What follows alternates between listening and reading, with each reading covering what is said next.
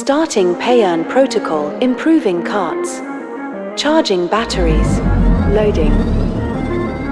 Complete.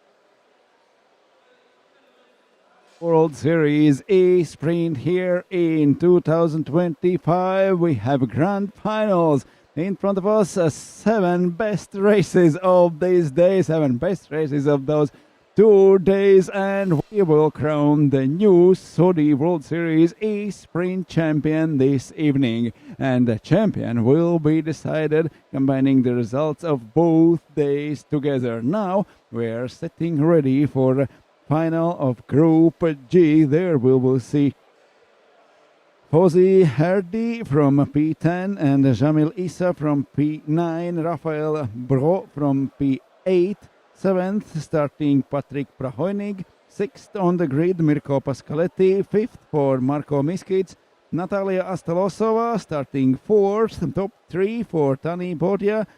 Second on the grid is Ayrton Comi and Enrico Camarata getting pole position on this final race of the day.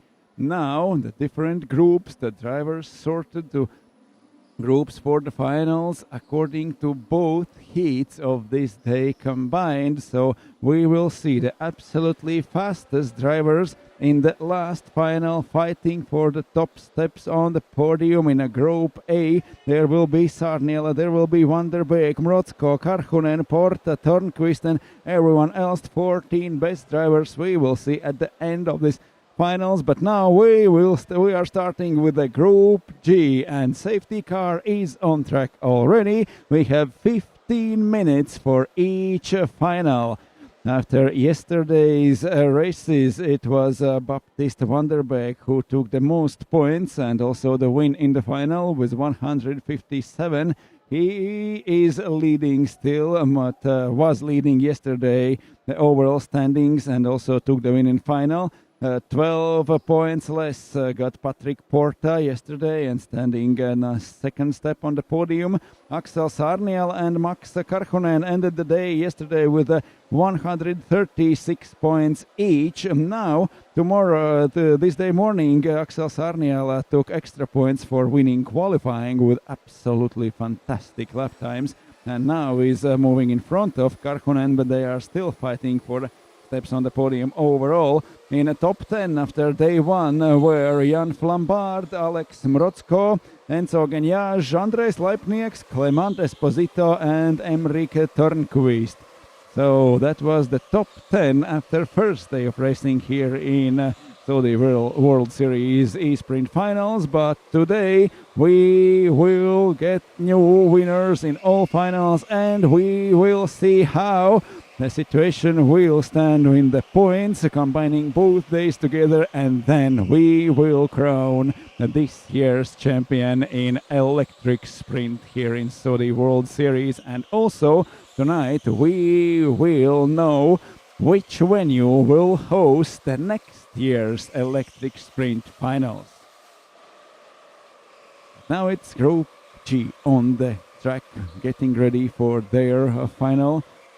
It's Camarata and Ayrton Comi starting first and second. Tani Boria third, and fourth is Natalia Astalosova. Fifth is Marko Miskic. Sixth, Mirko Pasqualetti. Seventh, Patrick Prahoinig. Eighth is Thibaut Bro. The safety car is going in the pit lane, and we start racing again. The finals have started, and we are racing seriously now. The most important races of this day, the decisive races through the 2 days of finals here. Enrico Camarata holds the lead, but Ayrton Comi is right behind him and trying to get in front. There is also Tani Boria fighting in third now. Natalia Astalosova, Marko Miskic, and Mirko Pascaletti. We have a podium for a final, but here in G and all other finals, only the winner gets the prize.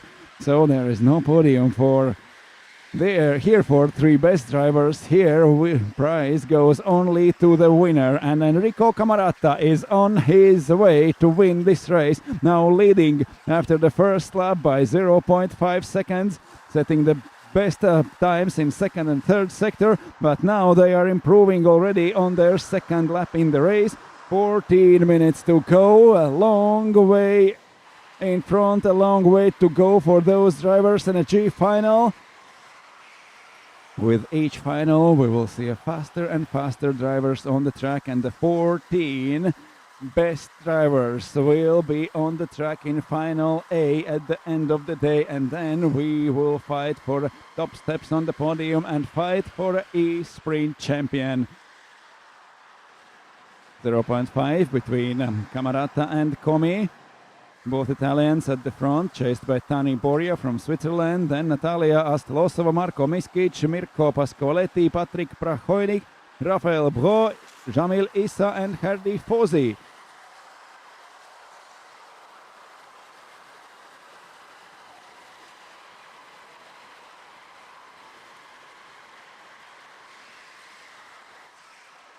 And going inside, fighting there for the places at the end of top 10. Left on the outside is number 16 of Natalia Astelosova. There comes Marko Miskic trying to overtake her. Mirko Pasqualetti is right behind with number 9. The fight is on, starting the third lap of this race. Enrico Camarata still leading. Ayrton Comi is second. Natalia Astelosova just lost 2 places. Marko Miskic got by Mirko Pasqualetti also up to P5, and Natalia Astelosova now is running 6th in front of Patrick Prahoinik, Rafael Bro, Jamil Issa and Herdi Fozi.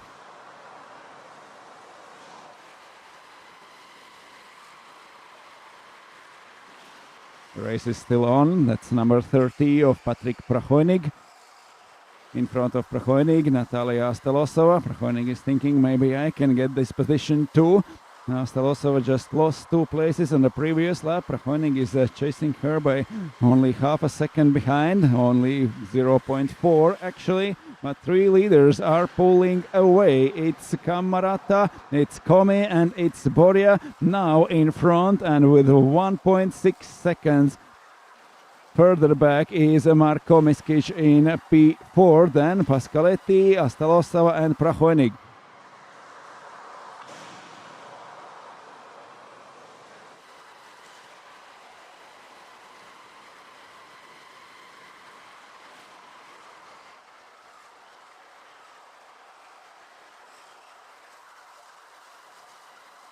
Ten drivers in a G final now fighting for their places on the track. Almost for first 4 minutes already spent racing. We have still 11 to go. There is a long race in the finals. There are 15 minutes to race.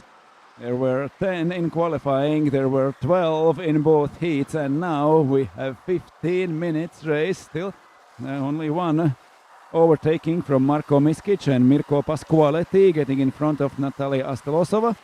Everyone else containing their starting positions in this final. And there is a crash under the bridge. Who lost positions? 3 cars side by side going up. It's Ayrton Comi. Just a few seconds ago he was second. Now he is fighting further back and almost pushed out of the track. Here comes Rafael Bro in number 4, getting in front of Jamil Issa. But now Ayrton Comi, it seems, has lost everything and is far, far back behind. Mirko Pasqualetti now goes in front, followed by Tani Boria and Marko Miskic. The leaders of the beginning of the race crashed into each other and now have lost everything. Camarata is down to P4. Ayrton Comi is now running in P5, and Tani Boria maintains second place, actually gained 1 position during this chaos on the track, but Mirko Pasqualetti is leading the race. He was starting only 6th and now is in front of everyone. 9.5 minutes to go. Pasqualetti with 0.6 seconds advantage over Boria. Tani Boria was running 3rd from the start, then a lot of things happened in front of Boria, and now Boria is 2nd, Pasqualetti is leading, Miskic 3rd, Camarata only 4th, Comi in P5, down from a 2nd position at the start of the race. Who would expect that? In this corner, under the bridge, all leading drivers crashed and lost their positions. Tani Boria got past Camarata and Comi. But Mirko Pasqualetti came from nowhere from P6 and was in front of everyone just one quarter later.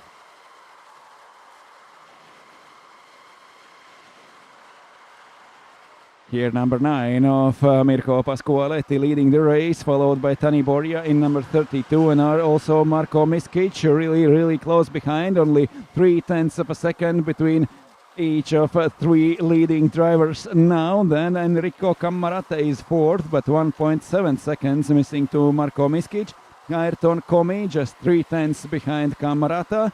Prahoinig in sixth place, then Natalia Astalosova, Rafael Bro, Jamil Issa and Herdi Fozi. Number 13 on the back of Marko Miskic go-kart. He is running third now behind Tani Borja and Mirko Pasqualetti.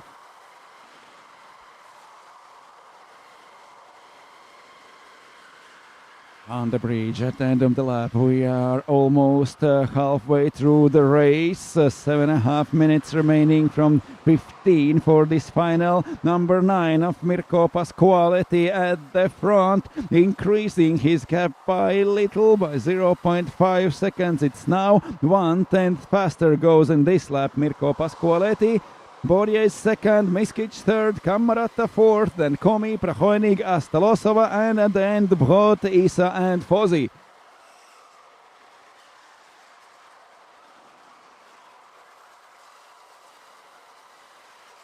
.48.0 for Mirko Pasqualetti. The previous lap 48.2 for Tani Borja. 2/10 lost in this lap for Tani Borja. Is it possible to close the gap again? Marko Miskic 0.4 behind Borja. Once again, one more lap completed through the starting straight, and 2/10 more for Mirko Pasqualetti in the lead. And now there are 0.8 seconds between Pasqualetti and Borja. Miskic is 0.6 of a second further, but it's Natalia Astalosova. She sets the best lap time so far with 47.8. Actually, she's the first going into the 47 seconds from this race, from this final. But here is fight for P5 with Enrico Cammarata, Ayrton Komi and Patrick Prahoinig. The leaders are pulling away. 0.8 for Pasqualetti. Here in a red race suit comes Tani Borja, maintaining the same gap to the leader, 0.8. Almost identical lap times for Borja and Pasqualetti. Ayrton Komi in front of Enrico Cammarata. He tried to overtake Cammarata once, a few laps after the start in this corner, but then they both crashed and lost a lot of positions. Now Komi gets in front of Cammarata, but they are not first and second. They now are running fourth and fifth.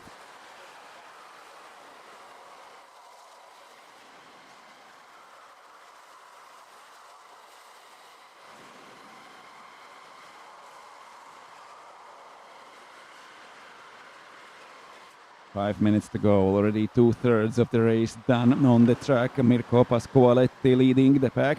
In a number 9, 0.5 again between Pasqualetti and Borja. Borja is closing in on those laps. Borja, Marko Miskic and Natalia Astalosova. Three drivers have gone into the 47 seconds. Mirko Pasqualetti still driving 48.0. The best lap time for Pasqualetti, 48.3. Now losing 0.3 per lap to Tani Borja. Borja is already right behind Pasqualetti. Will we see one more fight, one more overtaking in this race? Number 13 of Marko Miskic in third place now, right in front. There are two leaders, Mirko Pasqualetti and Tani Borja. One more lap completed, 4 minutes to go in this race. Tani Borja with number 32, chasing Mirko Pasqualetti at the front.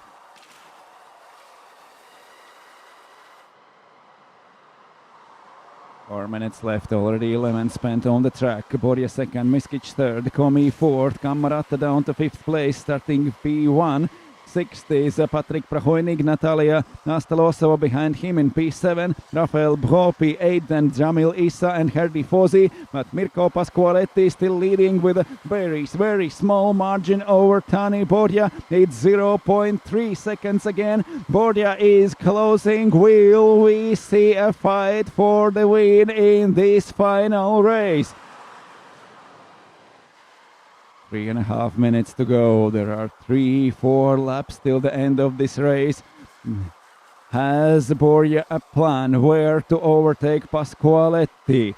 Is there a place on the track to make an overtaking? Marko Miskic is close enough to gain a position if there goes anything wrong between Pasqualetti and Borja. Miskic is really close. They are separated by only 0.9 seconds, 0.9 between first and third driver on the track. There is the big gap, almost 4 seconds till fourth placed Ayrton Comi, and Rico Camarata still chasing Comi, trying to get his position back on the track. But 3 leaders here through the last corners, going into the last 3 minutes of this race. Mirko Pasqualetti leading, Tani Borja second, Marko Miskic third. It's Italy, it's Switzerland, it's Austria now leading this race in front of both Italians, Ayrton Comi and Enrico Camarata, who crashed at the beginning of the race too hard trying to overtake one another and now are down to 4th and 5th places. Here comes Mirko Pasqualetti with number 9, Tani Borja with 32 chasing hard, then Marko Miskic ready to take any opportunity if any of the drivers in front gives something like that to him. There's 2 minutes remaining, going inside into the last corner of the lap. Tani Borja takes the win, but there on the starting straight, Mirko Pasqualetti is back at the front. Marko Miskic gains advantage from this fight, and now he is up to second place, and Tani Borja down to third. Gave Borja position back to Pasqualetti after too aggressive move, or Pasqualetti just went faster through the last corner and got his position back anyway. That was Marko Miskic who took the most from this fight, and now number 13 is driving second in front of Tani Borja. This is fight for top 3 positions in this final. Little bit more than 1 minute to go. 2 laps to the finish. Maybe even 1 lap through the last corner goes Mirko Pasqualetti. Marko Miskic just got second place in front of Tani Borja.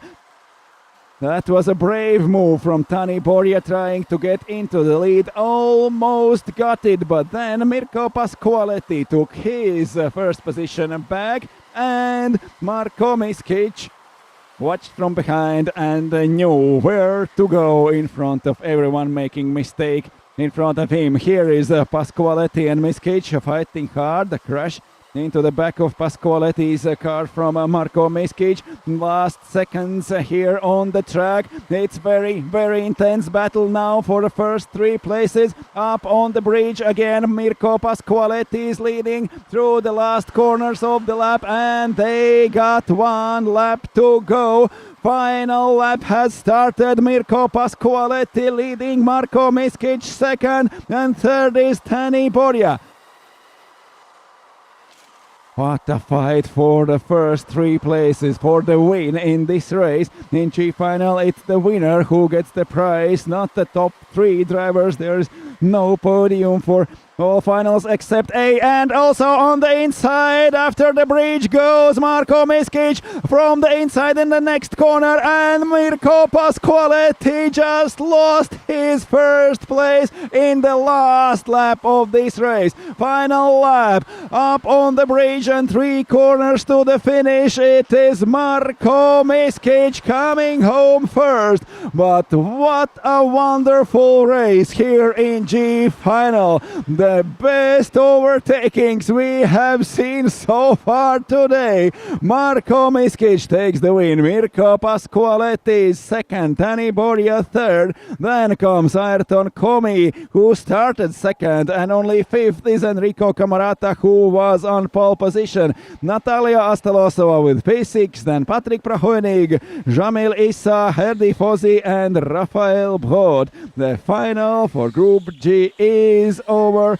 Marco Miskic on the very last lap of the race takes the win and gets his prize for the win of G final. We have a lot of great races in front of us. There are 6 finals remaining, but what a great race here in G final between 10 drivers.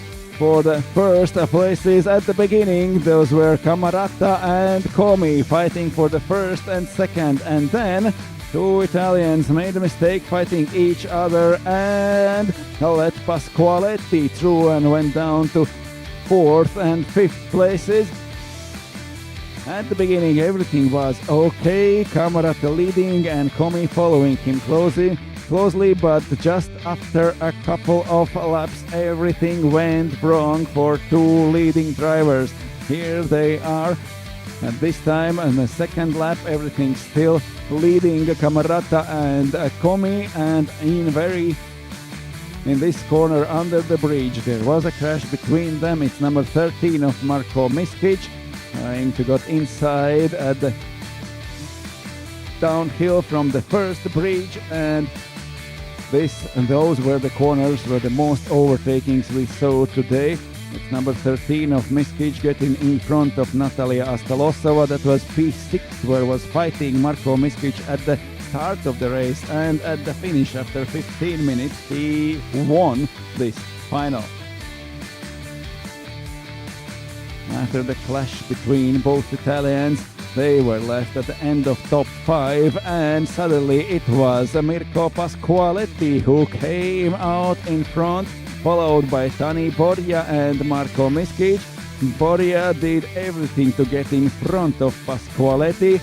Further back, Komi and Camarata were fighting, and Komi at least there got in front of Camarata, but intense battle evolved at the end of the race. Here, Komi at least gets in front of Camarata, what he didn't in the first laps of the race. At the closing stages he went up to P4, but that was not about the winning. Here goes inside Tani Borja, next corner, and Pasqualetti is still side by side going out to the starting straight. Pasqualetti gets back his first position here, but there is Marco Miskic coming from behind and taking advantage of this flash. And on the last lap of the race, Marco Miskic is on the inside of Pasqualetti. Here letting him go, and on the next straight he is inside and in front.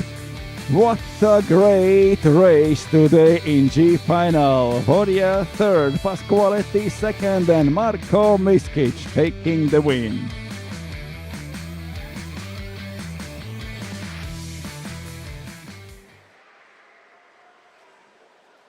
Five years ago now that we've been using the kart. It's been a journey of exploration and learning for the company. It's been really good. You know, the batteries are exactly the same battery as when we launched, which I think is really impressive when you think that we've had well over 2,000 charging cycles. Even with the powertrain, you know, it really means that there's no maintenance with this product, and I think this is really a credit to the guys at Rotax to develop such a robust car. And if you look at the performance, when you consider the weight that we carry at the moment, it is really impressive.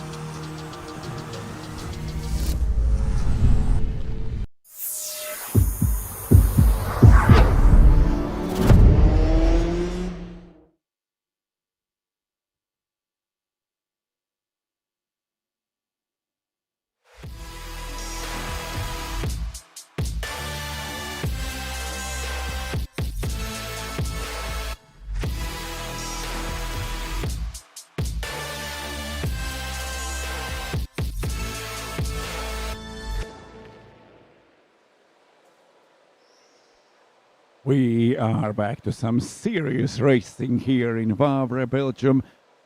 Indoor karting, safety car already on the track. Rotax karting in front of everyone. We have a rolling starts today. We just saw an unbelievable, intense race in Final G, and now Group F is ready to go on track. It's Patrick Bonomi starting 14th. Mars Liepinch from P13, 12th is Sylvain Brossard. Matthias Ottesier is in P11, top 10 for Edis Malinovskis. Wouter Popelier starting 9th. From P8 on the grid, Laura Veterova, P7 for Emanuele Signorini, P6 for Remy Panetieu. Francesco Panatti is 5th, right behind the safety car. Then Yang Yu Ko from P4 and Jim Snellman 3rd on the grid, but in front it's Jakub Jonas starting 2nd and Fawaz Youssef from pole position in Final F.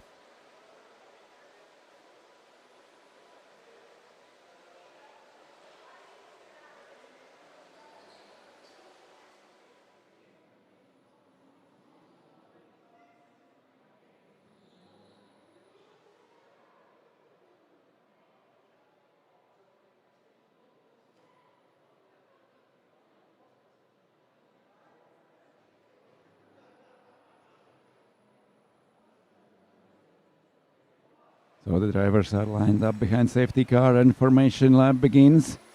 It's Fawaz Youssef with number 22 now following safety car, 19 for Francesco Panatti. It's 28 for Snellman, 12 for Jonas Panetier with number 11. Ku with number 1, Signorini in go-kart number 5, 18 for Veterova, 17 for Popelier, Ottesier driving 23 and Mars Liepinch number 20. There is Patrick Bonomi with number 8 and Sylvain Brossard with number 25. Formation lap has started and we are waiting for race to begin. We have 14 drivers forming a queue after the safety car. They are going through the lap. And at the starting straight, the safety car will dive into the pit lane and then green flag will go down and we will start racing. It's the final. We have 6 more great races today left. It's a Group F on the track right now. We already saw an unbelievable intense battle in the Group G final, and we will see faster and faster drivers with each group going on the track. It start again. Green flag goes down. Francesco Panatti leading, Fawaz Youssef, then Jakub Jonas 3rd. Jim Snellman here goes to outside. Mars Liepinch going back to inside in a second corner. The fight continues, but the leading driver Francesco Panatti. Mathieu Ottesier has lost a place to Sylvain Brossard. Brossard up to 11th place now, followed by Bonomi and Liepinch. Down from the first bridge through those corners where we saw so many overtakings in a previous race. Now they are going through the first lap of this race. Very far back has fallen Mars Liepinch after a clash in the first 2 corners. It seemed like he went okay through the second corner, but now is really far behind everyone else. Francesco Panatti, Youssef Fawaz, Jakub Jonas, Jim Snellman coming to an end of the lap. Now Fawaz Youssef with number 22 leading the race. Panatti and Panetier both lost 2 places during the first lap, but now Fawaz Youssef is leading. Jakub Jonas is 2nd, Jim Snellman 3rd, then Yang Yu Ko, Francesco Panatti, Panetier is 6th, 7th is Signorini, then Veterova, Malinovskis, Popelier, Brossard, Ottesier, Bonomi and Liepinch.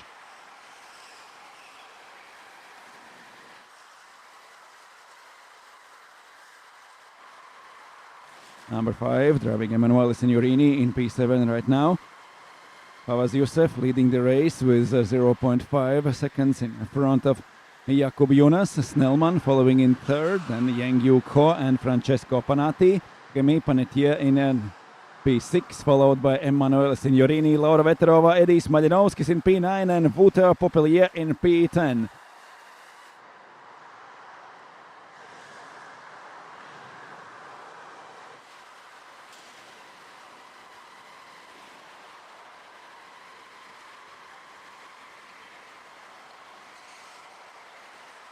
Jim Snellman in his yellow racing suit here chasing Jakub Jonas. In second place, Fawaz Youssef is pulling away, already 0.8 in front, and this lap goes faster in the middle sector. Fawaz Youssef gaining one more tenth in front.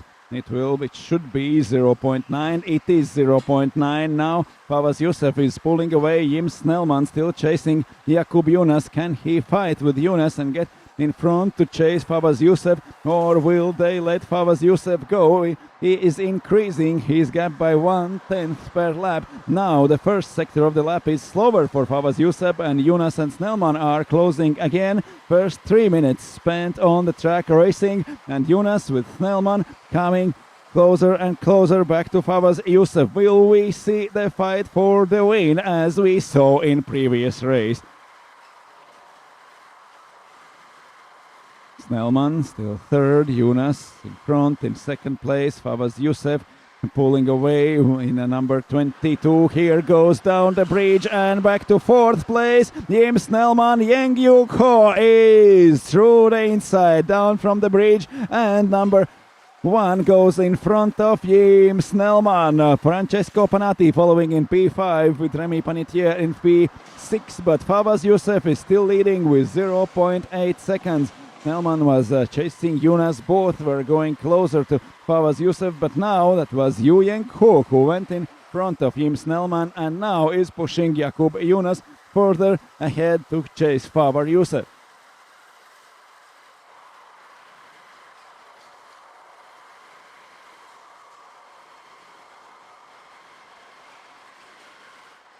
Eleven minutes to go. Youssef down the bridge at the end of the lap. It's 0.4 now. Jonas is closing. Jim Snellman losing positions during this lap. It's Francesco Panatti getting in front of Snellman, number 19. Now going up to P4.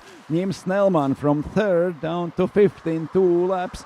There is Bonamy further back, slipping up to the 12th place. Mathieu Otessier down to third and the 13th, and Mars Lepinch in P14 chasing the group after a very unsuccessful fight for the places at the start. Then there is a penalty for Mathieu Otessier. He gets 5 seconds penalty.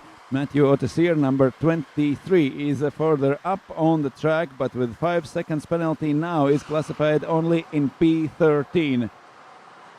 It's Fawaz Youssef in 22, still leading. Jakub Jonas 0.7 behind him. Jim Snellman is getting slower and slower. He's losing positions, and now there is a train of drivers behind him formed already. There is Panetier, there is Signoridi, Veterov, Malinovsky, Spopelier and Brossard, everyone within less than second after each other. It is Jim Snellman who is going slower and slower and losing positions on the track. Now they are losing time behind him. Now Francesco Panatti is driving away together with Ko, with Jonas, with Youssef, and leading position with a 0.7 seconds advantage over Jakub Jonas. And very fluctuating lap times from Fawaz Youssef and Jakub Jonas. In one lap they are 0.4, on next 0.7, then 0.5, as now one lap better for Youssef, next for Jonas, so they are chasing each other, but still less than second between them, less than half a second between Jonas and Ko, and also Panatti is 0.2 behind Ko. We have 4 best drivers within 1 second now, and there is a crash further back. Sorry, both drivers say going up to the bridge. Everyone else still on the track in their positions. Mars Lepinch further back, losing more than 4 seconds to the Otessier. It's Mathieu Otessier who has got a 5-second penalty, so Lepinch, even with Otessier's 5-second penalty, is last and losing 4 seconds to Otessier. And Otessier just set the absolutely fastest lap time of this race. So Otessier is classified 13th, but actually on the track he is 5 seconds further to the front. Here are the leaders. Fawaz Youssef is number 22, coming through the right corner. Jakub Jonas is second, only 0.4 of a second behind Youssef. Yunus second, Ko third, Panati fourth, Snellman still in fifth, but chased by Panetier, Signorini, Veterov, Malinovskis and Popelier. And Panetier is next one, going in front of Jim Snellman. That started so well. From P3 went Jim Snellman, but is losing positions lap after lap, and now is already down to P6. It's Yang Yu-Ko was first, who went through in front of Snellman. Now there is a next, it's Emanuele Signorini trying to fight with Snellman for P6. But Yang Yu-Ko was first, going up to third place. Then Francesco Panati took away P4 from Jim Snellman. The next was Remy Panetier, and now it's Emanuele Signorini fighting with Jim Snellman for P6. We still have 7 minutes to go. We're just over halfway mark of this race. Emanuele Signorini going inside, crashing into Snellman. Snellman is left outside. That seems like a judges will have something to say about. Snellman is just pushed out of the penultimate corner of the lap, and now he goes down for 3 or 4 more places. Emanuele Signorini also losing after this crash. He went slow through those corners as he was saying sorry to Jim Snellman. That was not his intention, it seemed, so he just was not able to brake so hard anymore and just pushed Snellman out of the corner. Fawaz Youssef is still leading, 6 minutes to go, and only 0.3 of a second behind Fawaz Youssef is Jakub Yunus. They are through the starting straight now. Behind them there is Veterova, Malinovskis and Popelier fighting for 6th, 7th and 8th.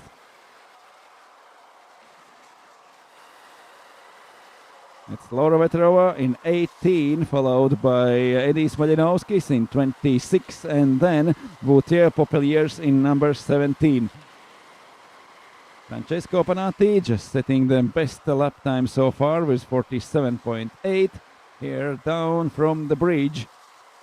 That's Laura Veterova with number 18, closely followed by Edis Malinovskis and Vautier Popeliers.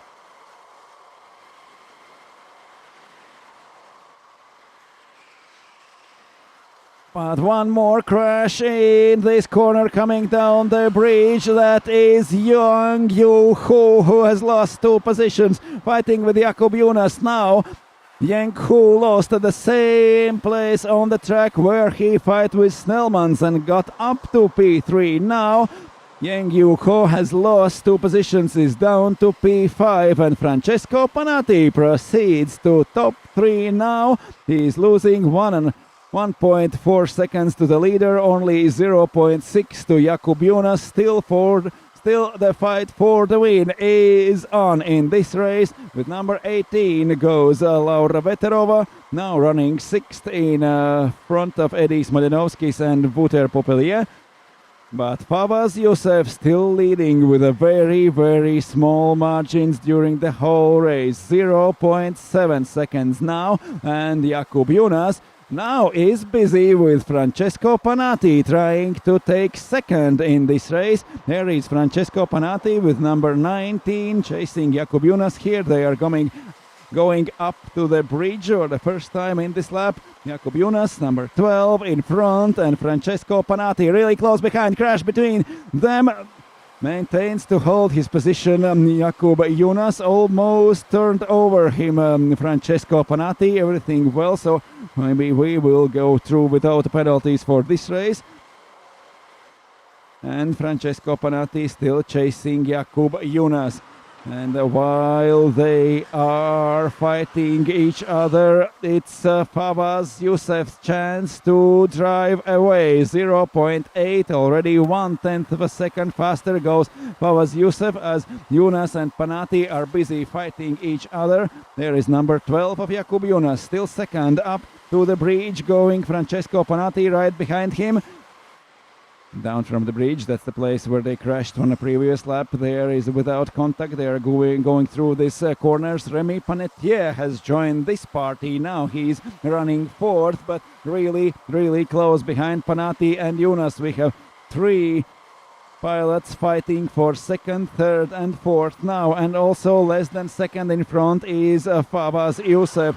Last 3 minutes for this race goes through the starting straight. Once again, Fawaz Youssef leading by 0.7 seconds, and there number 19 of Francesco Panatti trying to get side by side with Jakub Jonas. This is fight for the second now, and almost side by side up to the bridge, still stays behind Francesco Panatti. Jonas is holding his second place here. Panatti is inside, they are side by side. Panatti crashed, Jakub Jonas goes back. There comes Remy Panetier taking advantage of this crash in front of him. Jonas, Panatti and Panetier crashing each other. Yang Yu-Ho is there right behind them and trying to get back positions, but Fawaz Youssef now has got the lead. He's more than second in front. Jakub Jonas still second after this crash with Panatti. Remy Panetier is up to third, and Francesco Panatti just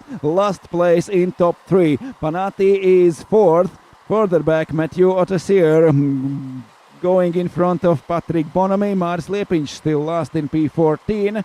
Sylvain Brossard is 11th. Emmanuel Signorini down to P10 after unsuccessful fight with Jim Snellman. Also Snellman lost a few positions and is riding 9th now. In P8 is Wouter Popelier. P7 Edis Madinovsky. 6th Laura Veterova. Yu Yang-Hu still holding P5 behind Francesco Panatti, Remy Panetier, Jakub Jonas and Fawaz Youssef leading the race going into the last minute of this final. Number 12 of Jakub Jonas still holding second place after unbelievable save. Panatti crashed into Jakub Jonas, turned his car by 90 degrees and almost crashed into the wall. Jakub Jonas he somehow managed to straighten his car and to maintain his position. But here comes Panatti again, side by side with Panetier. That's a fight for top three positions, and Panatti is through. Number 19 goes back in top 3. Panetier now is back in P4. Panatti is chasing Jakub Jonas. Fawaz Youssef is lucky to escape from this carnage behind him. Still second, Jakub Jonas with number 12, and we are going to final lap of this race. Fawaz Youssef 1.2 seconds in front of everyone, but Jakub Jonas, Francesco Panatti and Remy Panetier still fighting for second, third and fourth places in this race. Also Yang Yu-Ho is close enough to gain any advantage of mistakes in front. Laura Veterova and Edis Madinovsky in P7. They are very, very close after each other, but here is the leader, Fawaz Youssef in 22, Jakub Jonas in 12, just followed by Francesco Panatti.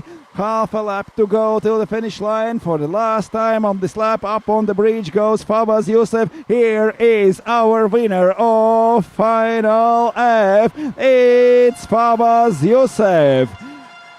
Jakub Jonas takes second, Francesco Panatti third. It's Remy Panetier in P4 at the end of the race. Yang Yu-Ho was third, then went back down to P5. Laura Veterova progressed during the race to P6, followed by Edis Madinovskis. Wouter Popelier in P8. Jim Snellman started third, but went down to the 9th place. Sylvain Brossard after him in P10, then Emmanuel Signorini 11th, Mathieu Ottesier in P12, then Patrick Bonamy and Mars Lepinch. That's the end for a final of Group F.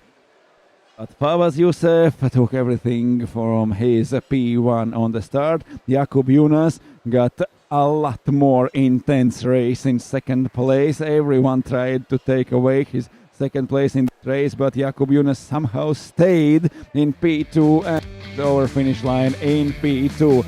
It's Francesco Panatti going to P3, then losing to Remy Panetier, then gaining back this position. A very, very intense battle in this final two. Only Fawaz Youssef gets away without fighting on the track. Here are the crashes from first two corners.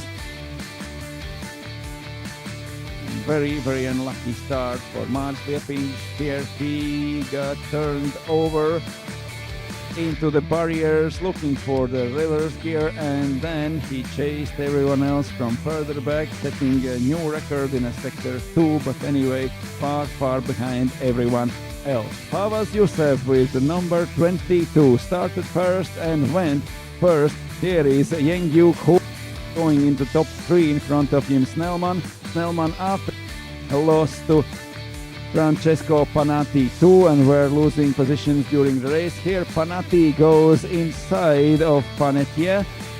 Fight for P3 already, and here is Kobunas crashed with Panatti, then Panetier. Yeng Yuk Ho went down to P5. Some highlights of this race. We still have 5 great races to go. The next crash here during the last corner. Now this is Remy Panatti in front of Snellman, but not so lucky was Snellman with Emanuele Signorini. Signorini crashed into the one. Both were losing positions after that, and here one more crash into the corner down from the last bridge at the end of the lap. Very intense battle for second, third and fourth places in this race. Fawaz Youssef was there right in front. Here, fight for second between Panatti and Jakub Jonas. Jakub crashed into the Panatti's car. Panatti got straight away, losing only one position to Remy Panetier. Here, Panatti gets his position back from Panetier, but it is just a little bit too late to fight for second with Jakub Jonas again, and Fawaz Youssef is on the finish line, winning the final of Group F, followed by Jakub Jonas, Francesco Panatti and Remy Panetier.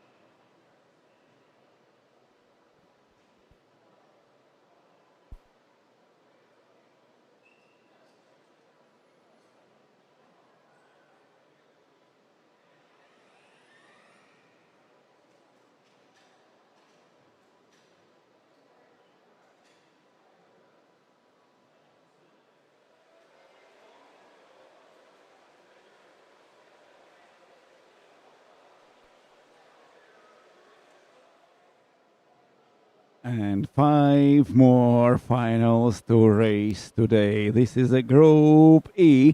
Here we have Nicolas Schiffer starting 14th, Ville Vilento from P13. 12th on the grid is Jérôme Choquet. Balazs Sutz from 11. P10 for Alexander Peyfer. Jérôme Bianchi from P9. 8th on the grid is Olli Hörkö. In front of him, Massimo Criscolo. And Timoleon Dupin on P6. 5th on the grid is Joni Lorenzi. 4th, Sergio Chico Gonzalez. 3rd, it's Glendy Dionysis. 2nd, after the safety car now forming the queue of drivers, is Jesse Nissinen. And 1st, from P1, goes Roni Rautala.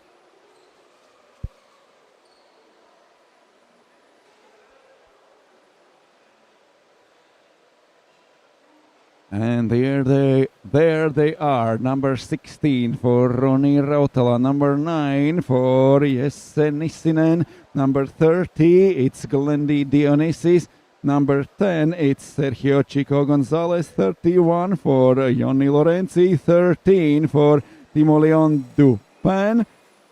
Number 29, it's Massimo Criscolo, followed in number 7 by Olli Horko. We are on the formation lap in this race. Group E on the track. Two very intense battles in the two first finals we already saw on the track, and what awaits still in this day. Still 5 races to go, and in the last race we will see fight for the podium on final day of racing here in Saudi World Series E-Sprint Finals, and also combining results of both days together, points scored in both days together, we will crown the Saudi World Series E-Sprint champion of 2024 here in Wavre, Belgium. So the best driver during the all qualification races through 2024 here are met for the final race in 2025 and deciding who will be the third electric sprint champion in Saudi World Series. First year was 2 years ago in Sweden, then last year in Switzerland in Bayern, and now we are here in Wavre to get our third champion of electric sprint finals. Safety car goes into the pit lane and we are racing. Roni Rautala in front. There are crashes through the second corner. The battles are more intense than before. Rautala is leading, Nissinen second through the first part of the track. Glendy Dionysis third, Gonzalez fourth, Balas Zutz lost positions in the first two corners. Now he is last. There is Ville Vilento. Someone crashed into him. It seems like it's Nicolas Schiffer just crashed into a Vilento car going up to the bridge for the first time. Balas Zutz is far behind everyone else. He has lost most places and most time during this fight on a first lap. Roni Rautala over the finish line after first lap racing. Jesse Nissinen is second, Glendy Dionysis third, Sergio Chico Gonzalez fourth, Jérôme Choquet moving up to P11, Ville Vilento is 12th, Nicolas Schiffer 13th, and Balas Zutz lost 3 positions in the fight for the positions on the track in the first 2 corners of this lap. Second lap is on. This is a final of Group E.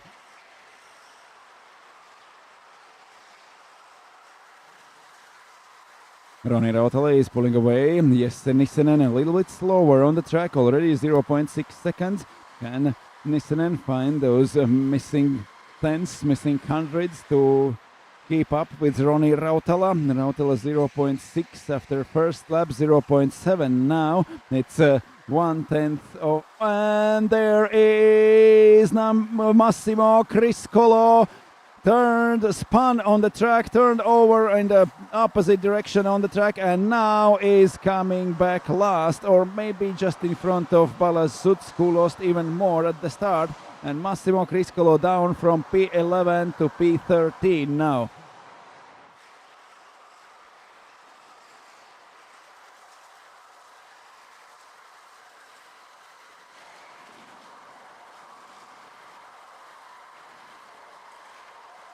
One more lap, a little bit faster for Roni Rautala, 0.7 between him and Jesse Nissinen.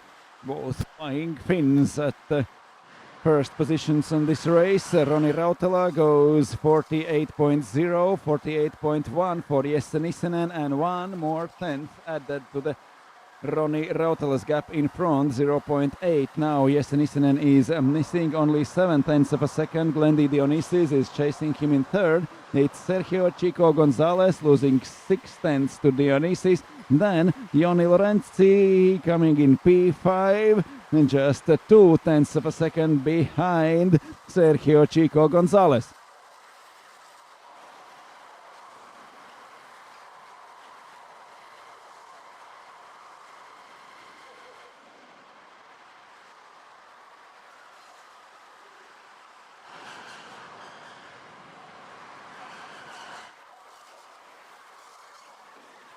We are back on the starting straight again, and now this is 1 second. Rautala is pulling away Nissinen, just a few tenths of a second in front of Glendy Dionysus, but also Dionysus is just a bit too far away from Jesse Nissinen to fight for second. Roni Rautala is clocking fastest lap times, only one going into 47 seconds of the lap.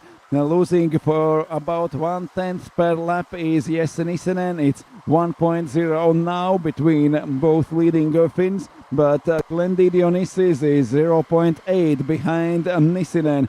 0.7 for Chico Gonzalez, then 0.3 for Joni Lorenzi.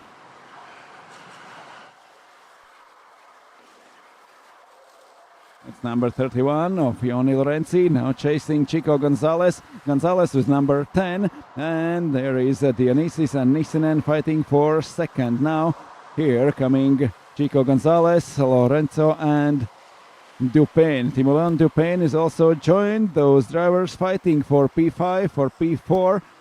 Sergio Gonzalez is in front of this train and very close, followed by Joni Lorenzi and Timoleon Dupin.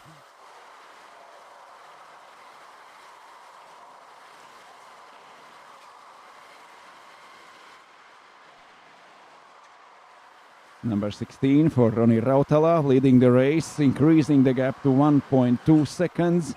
That seems almost comfortable already. Jesse Nissinen, half a second in front of Glendy Dionysus. Chico Gonzalez losing 6/10 to Dionysus. Then is Joni Lorenzi and Timoleon Dupin fighting for P5.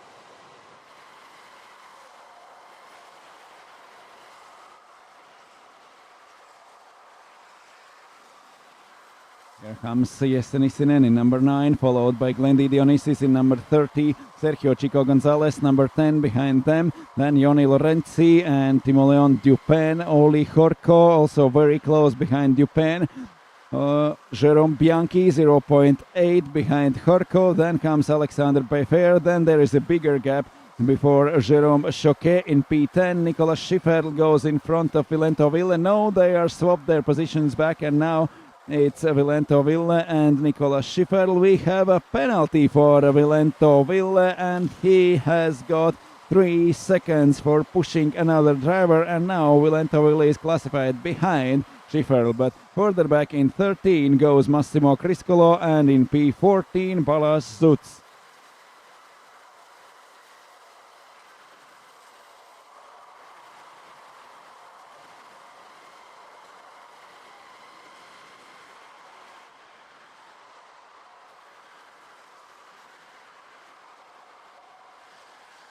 .2 seconds, the same margin remains between Roni Rautala and Jesse Nissinen.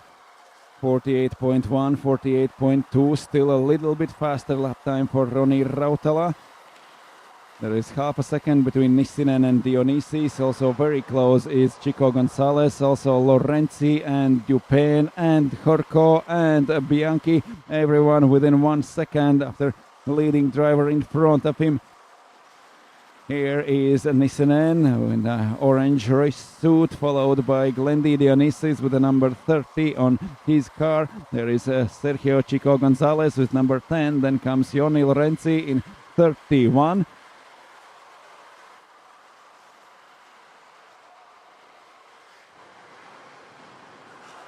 Lorenzi comes closer and closer, already looking for space on the inside of almost each corner where he could get side by side with Sergio Chico Gonzalez.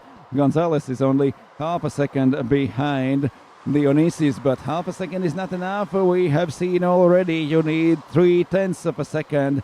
You need to be closer than half a second. When there are only 3/10, then there is a place for move, there is a place for overtaking. Now Glendy Dionysus is coming closer and closer to Nissinen, 0.4. Now there are 0.3. Even closer comes Dionysis. Will he try to make a move here? Down from the bridge comes leader and goes inside. Dionysis fight with Jesse Nissinen. Nissinen is down to P3 and now Glendy Dionysis moves up to second place in this race. That allows Roni Rautala to increase his gap to 2.1 seconds, at the same time putting the best lap time on with 47.7. Roni Rautala is driving away, but the other Finn is in the trouble. Glendy Dionysis goes by up to second. Yes, Nissinen now is chased by Sergio Chico Gonzalez. There is also Joni Lorenzi, Timo Leon, Dupan and Olli Horko. All top 7 drivers fighting for positions on the track now. Only Roni Rautala got 2 seconds cushion behind him. Here goes down the hill Glendy Dionysis with number 30, followed by Jesse Nissinen. There is a 0.4 between them. Nissinen has not given up. He is still fighting with Dionysis. He is still fighting with Chico Gonzalez, who is right behind him. Here in this train, everything can change in a milliseconds. We have seen that already before. There is no one place gained or one place lost there. And most of the time, if you are losing a lot of places in a 1 or 2 corners. Now, yes, Nissinen lost just to Glendy Dionysis, still holding up to 3rd place and still chasing Dionysis. Can Nissinen take his spot back? Can he take back 2nd place from Glendy Dionysis? We still have 5 minutes to go, a long race ahead of us.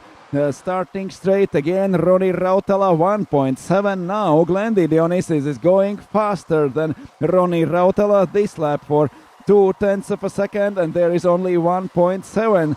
Can Dionysis catch Roni Rautala? Rautala was away for more than 2 seconds, and now it's back to 1.7. At the beginning of this lap, Rautala goes 1/10 faster in the first sector of the lap, 1/10 faster in the second. It seems like only 1 lap was faster for Glendy Dionysis. The 3rd sector is the longest one. There you need to spend more than 20 seconds. And in those 20 seconds, can Glendy Dionysis gain back the 0.2 of a second lost in first 2 sectors to Roni Rautala? 3rd sector is slower for Rautala. Only 1/10 gets back Glendy Dionysis with a great time in a 3rd sector, and now there are 1.8 still losing. Whole lap is Glendy Dionysis. Still 1.8 for Roni Rautala, but Dionysis is followed by Nissinen 0.7. Chico Gonzalez is right behind Jesse Nissinen. There comes also Joni Lorenzi, Timo Leon, Dupain and Olli Horko. Here in the middle of the pack goes number 31 of Joni Lorenzi, chased by 13 with Timo Leon Dupan at the wheel. Olli Horko at the end of this train. Less than 4 minutes to go in this race. Roni Rautala is leading 1.8 in previous lap, and now 3/10 gained by Glendy Dionysis. There's only 1.5 seconds between 1st and 2nd place. Can Roni Rautala maintain this comfortable gap behind him, or will Glendy Dionysis catch him and fight for the win in this race? The margin is getting smaller and smaller at the beginning of this lap. Roni Rautala, maybe he saw how close is coming Glendy Dionysis, and now he sets new record in the 1st sector of the track, moving away for 2/10 in only 1 sector of the track. Rautala is faster now. Similar time through the 2nd sector. Now they are coming to an end of the lap for once more. Down from the bridge, driving the leader, Roni Rautala, 1.5. The gap went down to 1.5 in previous lap. Now they are crossing finish line again, and Roni Rautala gets 1/10 back. It's 1.6 now. Dionysis still chased by Nissinen. Behind Nissinen there comes Gonzalez, Lorenzi, Dupain and Horko.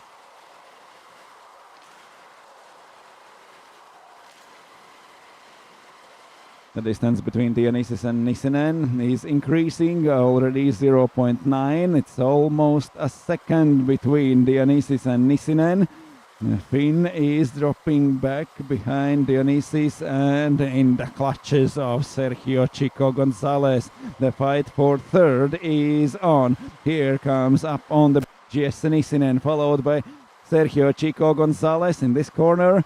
He's overtaking maneuvers before, but now Nissinen is going with the wide lines, not trying to defend his position. He is sure about his speed. He knows how fast he can go and does not try to defend his position on the track here. Nice wide lines for Nissinen.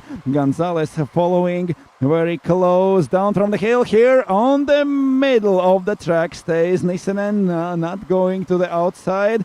It seems like this could be a place where Gonzalez could try to overtake Nissinen, but that was the only corner where Nissinen took the middle of the track and did not leave the door open at the entry in the corner. Rautala 1.6 ahead, 1.5. Dionysis is closing, but very, very slowly, and at this rate he will need 15 laps to catch Roni Rautala, but we have only 1 minute left, and Rautala is driving to the finish and driving after the win in E-Final today. Andy Dionysis still second, 1.5 seconds behind Rautala. Jesse Nissinen holding his third place in this final. This or maybe one more lap till the finish. 40 seconds going through the last sector. Roni Rautala, it seems like we have got one more lap to race. Maybe that's not the good news for Jesse Nissinen. Sergio Gonzalez is right behind him. Also Lorenzi and Dupin. Also Olli Horko. All of them got their chance to fight for position on the last lap of race. The time is running out. Roni Rautala setting the record fast times in the first sector, pulling away from everyone else. At the end of the last lap, Glendy Dionysis got to 1.4 seconds behind Rautala. Now it's back to 1.6 during this lap. Here goes Roni Rautala with number 16. Glendy Dionysis is second, just got away from Jesse Nissinen, but unable to catch the leading driver. Here is Roni Rautala down from the bridge through the last corner and to the checkered flag and takes the win. It's Roni Rautala, Finland. Glendy Dionysis takes second. Jesse Nissinen defends his third place in this race. Sergio Chico Gonzalez is fourth. Jonni Lorenzi P5, then Timo Leon Dupin in P6. Olli Horko is seventh. Alexander Peifer in P8. Jérôme Bianchi is ninth. Then Jérôme Choquet in 10th place. Ville Valento 11th, Nicolas Schiffer 12th, Massimo Criscolo in P13 and Ballas Sutz in P14. We got a penalty for Ville Valento. He got a 3 seconds penalty and is classified in P11 after this race. But great drive from Roni Rautala. He takes the win, starting from pole position. Starting first and finishing first is Roni Rautala. There was a fight further behind. Ballas Sutz lost places at the first lap. Jesse Nissinen was pushed out on the corner and Glendy Dionysis got in front of him, but no place more left. Jesse Nissinen, he defended his third place in this race and went to the finish in the third, chased by a group of drivers. Here one more crash and very unfortunate move from Massimo Criscolo. He spins and is coming home only 13 after this unfortunate moment, but Jesse Nissinen spent all race trying to defend his position from Sergio Chico Gonzalez. He did that and was third over the finish line. It's Jonni Lorenzi in 31 fighting with Gonzalez.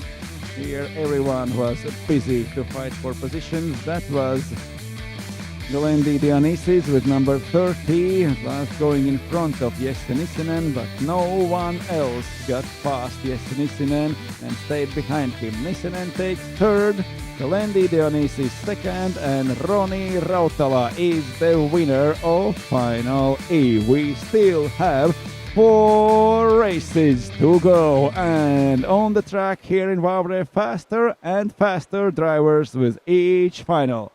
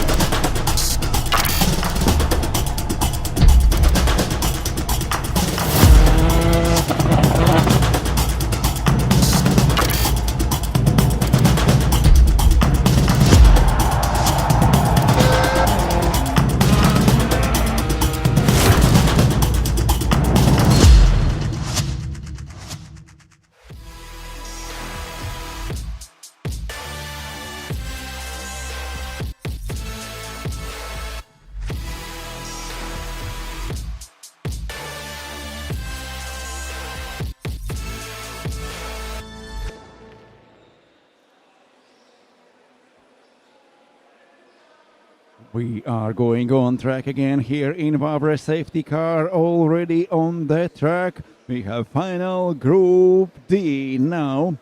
Lining up behind safety car.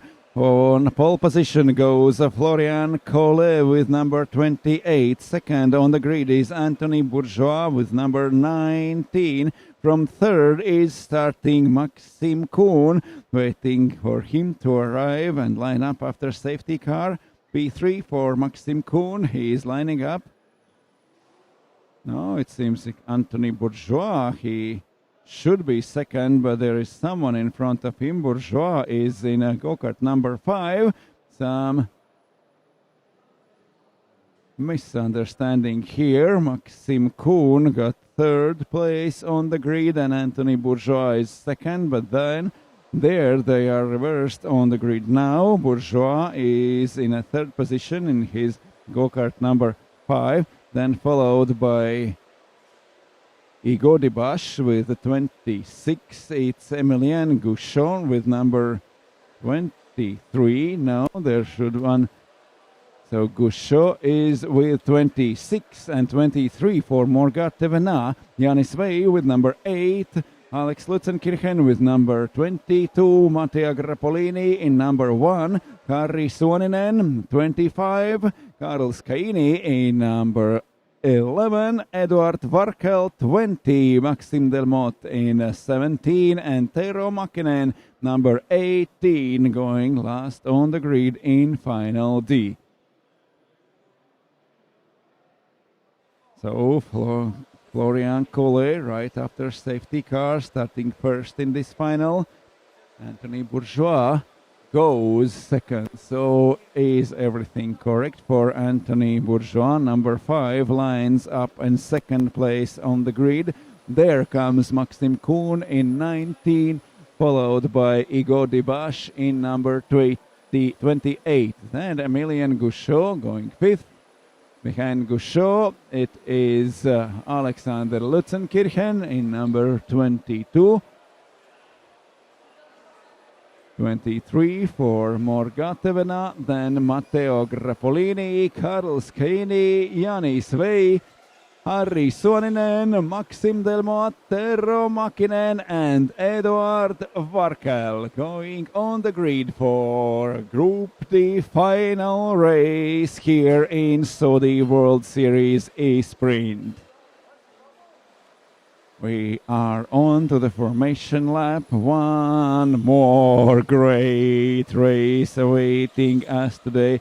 4 finals left. This is a D group and faster drivers getting on the track. According to the results of first 2 heats of this day, there comes safety car. Behind it goes Florian Collet in pole position now, followed by Antoine Bourgeois, then Maxime Kuhn and Igor Dibash.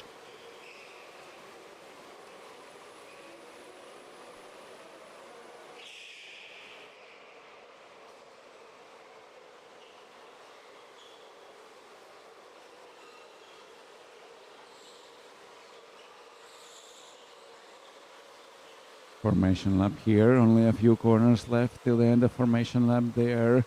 The leading car will go into the pits and we will start racing for more 15 minutes here in Wavre Indoor Karting track. Opposite direction we are going today, up on the bridge at the end of the lap, going the whole queue of the drivers with safety car in front. We have one more rolling start here now, 2 more corners to go and the race will start.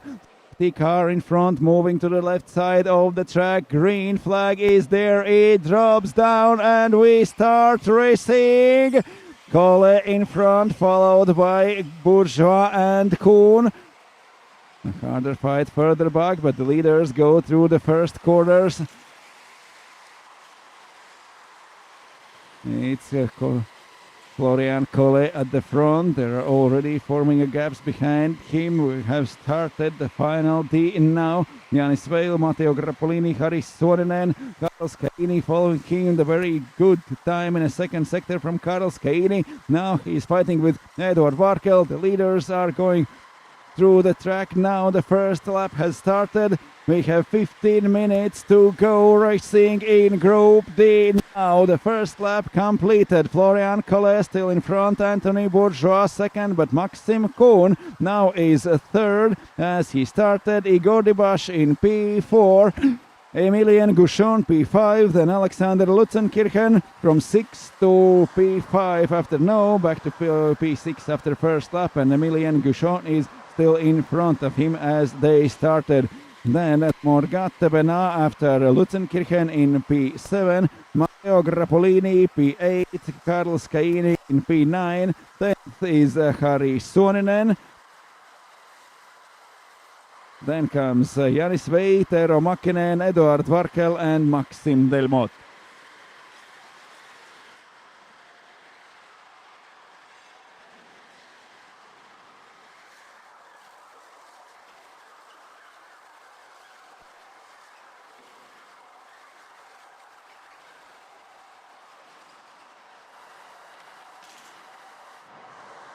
First lap done on still very small margins between the drivers, only 0.4 of a second between Florian Collet and Anthony Bourgeois. Fight for the win is still on in this race. There comes Maxim Kuhn in number 19 with his blue race suit and yellow crash helmet, but there in number 18 it is Tero Makinen holding off Eduard Varkel and Maxim Delmotte in P12. The leaders at the end of the lap, one more lap completed. Florian Collet 0.4 still between him and Bourgeois. Maxim Kuhn 0.4 a second further back, still very close. Are driving all four drivers at the front. Also Igor Dibash is very close. They're losing only 0.4 of a second to Maxim Kuhn. Emilian Gouchon is only a 0.2 further back with 0.6 losing to Dibash. It's very close to try to overtake anyone in this group. Further back there is Suoninen and Vale fighting for 9th, and Makinen, Varkel and Delmotte fighting for 11th. But there, the leaders at the end of the third lap in this race, at fourth lap already. Florian Collet in number 12, leading with only 0.4 seconds advantage. He is not able to pull away during 4 laps. The distance between Collet and Bourgeois is the same, 0.4 seconds, 0.3. Kuhn comes closer in P3. Here, Lutzenkirchen in number 22 chasing Emilian Gouchon. At 19 of Maxim Kuhn, still third, right behind Anthony Bourgeois. And Bourgeois only 0.4 of a second behind Florian Collet at the front. 4 minutes already spent on the track, 5 laps completed, and still only half a second between leading drivers, only 0.2 a second between second and third place drivers, 0.4 between third and fourth place. Gouchon is falling a little bit further back in 5, but is chased by Alexander Lutzenkirchen, by Morgate Venäjä, Matteo Grappolini and Harri Suoninen. Here comes number 8 of Janis Vei in front of Makinen, Varkel and Delmotte.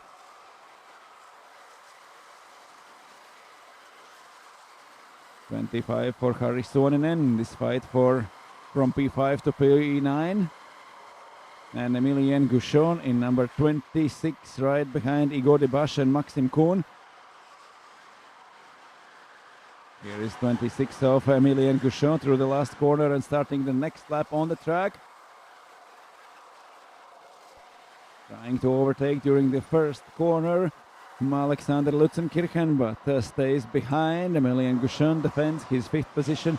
Here Florian Collet, Anthony Bourgeois and Maxim Kuhn still leading the race. First 5 minutes done on the track. New record in a second sector for Florian Collet. He moves away for 0.3 in one sector. He lost 0.2 in the first sector, the middle of the lap is faster for Florian Collet, but anyway, at the end of the lap, it's still half a second between him and Anthony Bourgeois. Here they are through the last corner, and Bourgeois is closer again, 0.3. That's the fight for the win. 0.3 between Bourgeois and Collet. 0.5 between Kuhn and Bourgeois between third and second place. Here is Maxim Kuhn, yellow crash helmet and blue racing suit. We see him there is chased by Igor Dibash in P4. Also very close in front are Anthony Bourgeois and Florian Collet here fighting for the win. Top 4 drivers with a very, very small margins between them. There between Dibash and Gouchon is only 1 second. So still the drivers from 5th till 9th able to fight for better positions in this race. There are very, very small gaps between drivers in this final. 8.5 minutes to go. Still leading Florian Collet, but he went away, got 1 second advantage in front, and now Anthony Bourgeois is back right behind him with 0.2 seconds between them. In any corner, in any place, there can come Anthony Bourgeois attack on Florian Collet leading position. Where will he try to overtake? They're very close behind is Maxim Kuhn and Igor Dibash. All 4 drivers going very fast and very close to each other. Leading Florian Collet, 0.2 between him and Bourgeois. On the bridge, the next corner down from the bridge is the place we have seen a lot of overtaking maneuvers and also a lot of mistakes trying to overtake someone in front. Here they are going through without a contact, 0.4 now between Collet and Bourgeois. Behind them, here is 26 of Dibash and 22 of Alexander Lutzenkirchen fighting for P5. Here top 4 drivers with Max Kuhn in 3rd place in go-kart number 19, followed closely by Igor Dibash in 28.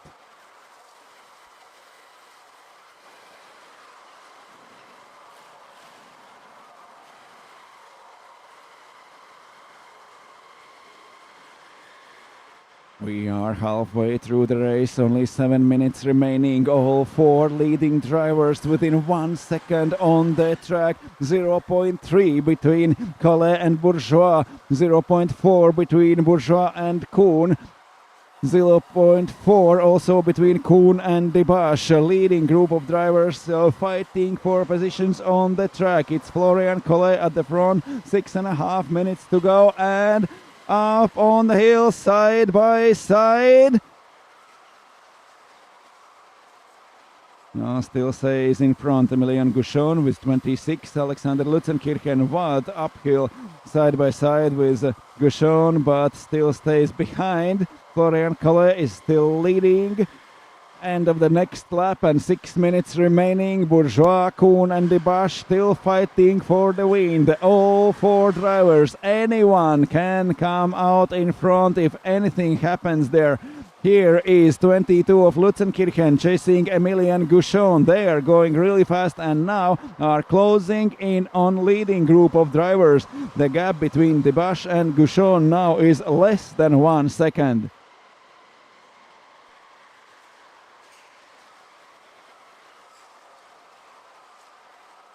Still the same positions for Collet, Bourgeois, Kuhn and Dibash. A small gap behind Dibash, and then comes Gouchon and Lutzenkirchen fighting for P5. And here is Florian Collet at the front. Down from the bridge through the last corners, 5 minutes to go and only 0.3 of a second between Collet and Bourgeois. Also Maxim Kuhn only half a second behind Bourgeois, 0.3 a second behind Kuhn comes Dibash. He goes in P4 now, Emilian Gouchon 0.9 behind Dibash. Then Alexander Lutzenkirchen fighting with Gouchon for this 5th place on the track, but at least 2 times Lutzenkirchen has been side by side with Emilian Gouchon, but still is behind him. He's not able to make a move to get in front of Emilian Gouchon. He got Bash still P4, Maxime Kuhn P3, Anthony Bourgeois P2, and Florian Collet leading the race with 4.5 minutes to go.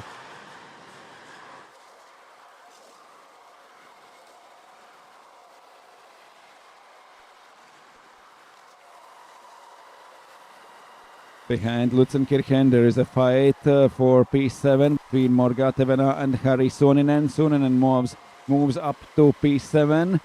Morga Tevena now is in P8, followed by Matteo Grappolini. They are also within 1 second. Those three drivers fighting for 7th, 8th and 9th. And then from P10, Janis Vei, Tero Makinen, Eduard Varkel, Maxim Delmotte and Carlos Caini closing this race. We have 4 minutes to go. Florian Collet still leading this race with very, very small margin. Trying to go inside, Anthony Bourgeois going down from the bridge, but he was too far behind. But anyway, interesting line in this corner from Anthony Bourgeois.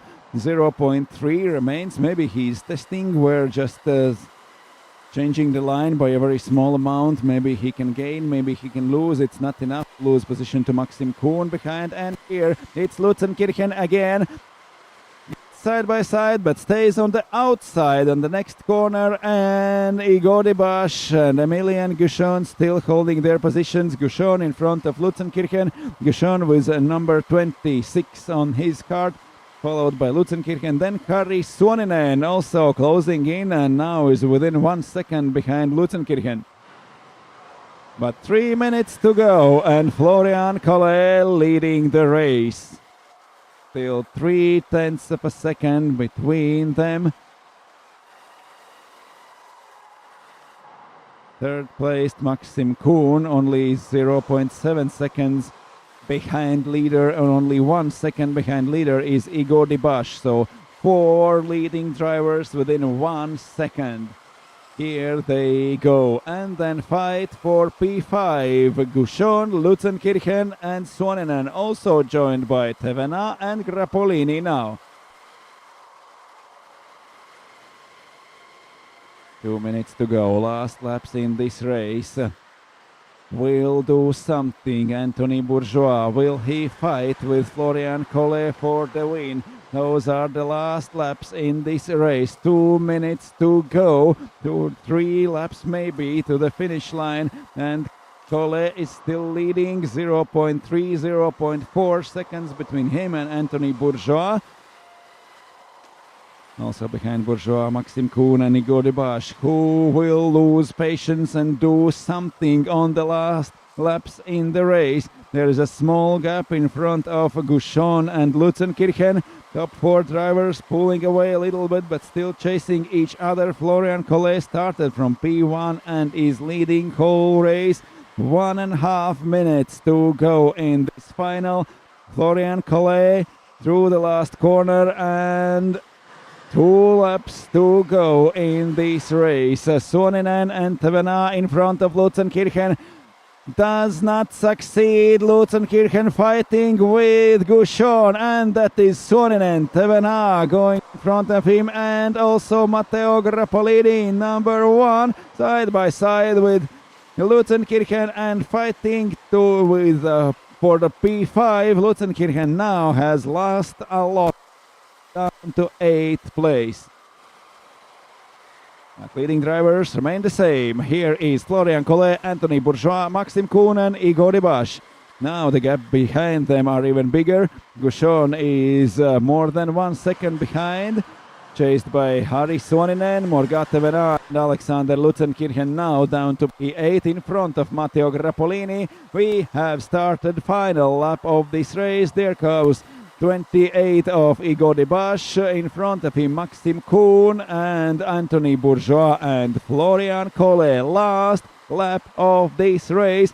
Here, down from the bridge, is one overtaking spot in this race. No, everyone remains in the same positions. Here you can try again. No place for Bourgeois. Collet still leading. We're approaching the end of the lap and the end of the race. Right turn and up on the bridge. 3 corners to the finish line. Florian Collet is leading down the bridge.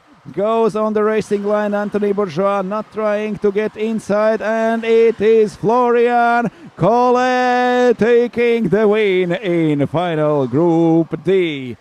The celebration from Emilian Gouchon, and someone crashes into him. It's Matteo Grappolini. There was no place for him, already starting to drive slower. Emilian Gouchon, he is home in P6, P5 for Harri Suoninen, Igo Dibash in P4, Maxim Kuhn, P3, second is Anthony Bourgeois, and Florian Collet wins this race. The winner of Group D is Florian Collet. We still have 3 finals awaiting. 3 groups of fastest drivers will come on the track. Collet takes the win, Bourgeois second, Kuhn third, and Dibash, Suoninen, Gouchon, Tevena, Lutzenkirchen, Grappolini, and Janis Weil completing the top 10. Behind is Tero Makinen, Eduard Varkel, Maxim Delmotte, and Karl Skaini. Starting from P1, Florian Collet did not pull away. There were 0.3, 0.4 seconds to the whole race. Not managed to get to pull a bigger gap. Florian Collet. Anthony Bourgeois was behind him. Maxim Kuhn right behind in the third place. All top 4 drivers chasing each other all 15 minutes on the track, but without a move, without any chance to get any better. There was Alexander Lutzenkirchen a few times fighting with Emilian Gouchon in the front of him for P5. One time up the hill, second time side by side, but never succeed Lutzenkirchen, and then it went wrong, and Lutzenkirchen lost 4 places, and over the finish line came in P8. Here, one more racing up to the bridge between Emilian Gouchon and Alexander Lutzenkirchen. Top 4 drivers without a contact, without an overtaking, very, very close to all race, and were Florian Collet, Anthony Bourgeois, Maxim Kuhn, and Igo Dibash. That's the same order as they finished, but Alexander Lutzenkirchen later lost a few places, regained in front of Matteo Grappolini. Grappolini with number 1 stayed in 9th position. Lutzenkirchen on the finish line was 8th, behind Morgatavena and Emilian Gouchon, who he was fighting at the start of the race. But anyway, Florian Collet, after immense pressure from Bourgeois, Kuhn, and Dibash, anyway, was first over the finish line. One more great race done and 3 races to go. 5 years ago now that we've been using the kart. It's been a journey of exploration and learning for the company. It's been really good. You know, the batteries are exactly the same battery as when we launched, which I think is really impressive when you think that we've had well over 2,000 charging cycles. Even with the powertrain, you know, it really means that there's no maintenance with this product, and I think this is really a credit to the guys at Rotax to develop such a robust car. And if you look at the performance, when you consider the weight that we carry at the moment, it is really impressive.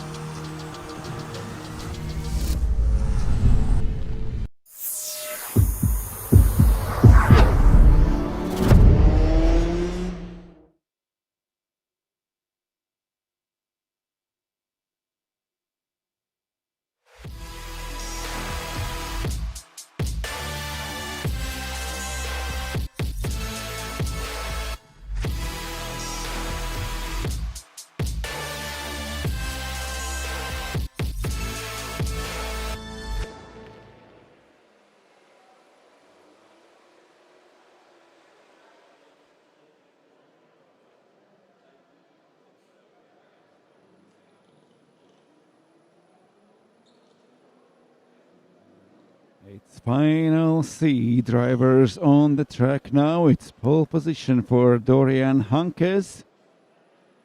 He's already lined up behind the safety car with the number 2 on his go-kart. Second on the grid is Julien Pascal with number 24.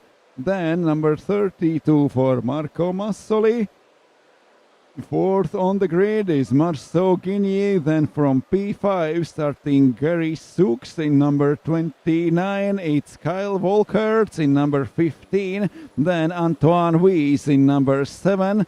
13th for Julien Bianchi. Theo Janček in 31. Artur Piette behind him in number 9, 3 for Mika Snellman, then Nino Bray in number 30, 10 for Julien Missler and 16 Philippe Mattea, all on the formation lap before their last start here in Saudi World Series E-Sprint Finals. Third fastest group of drivers now fighting for the win in their final race.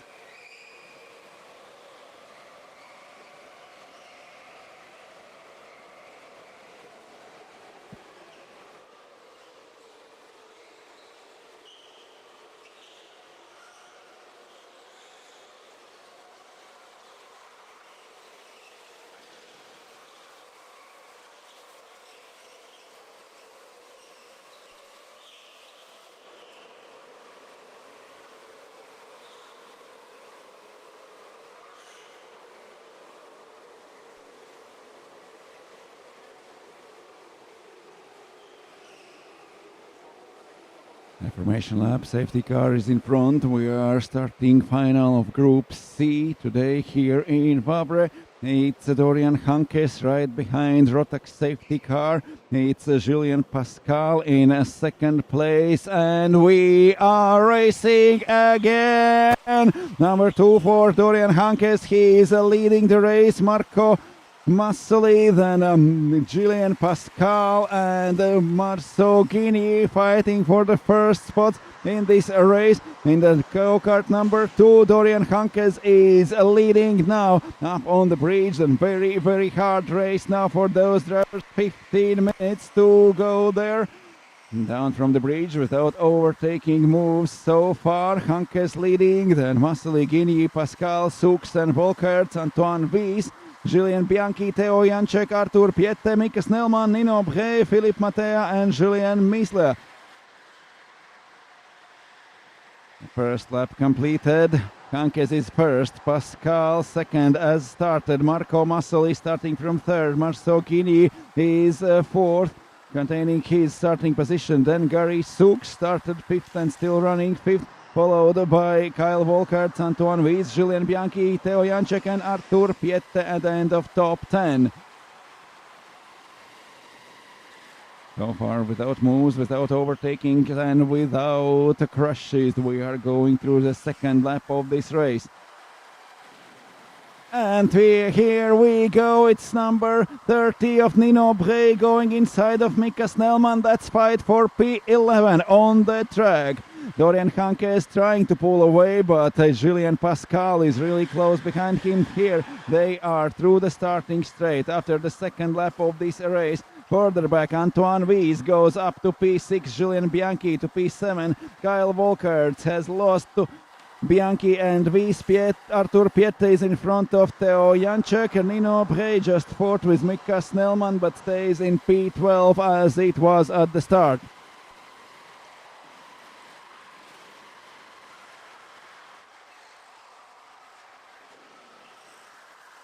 Dorian Hankes in number 2 leading the pack. Julien Pascal in second place in number 24. Here goes 31 of Theo Janček in P10.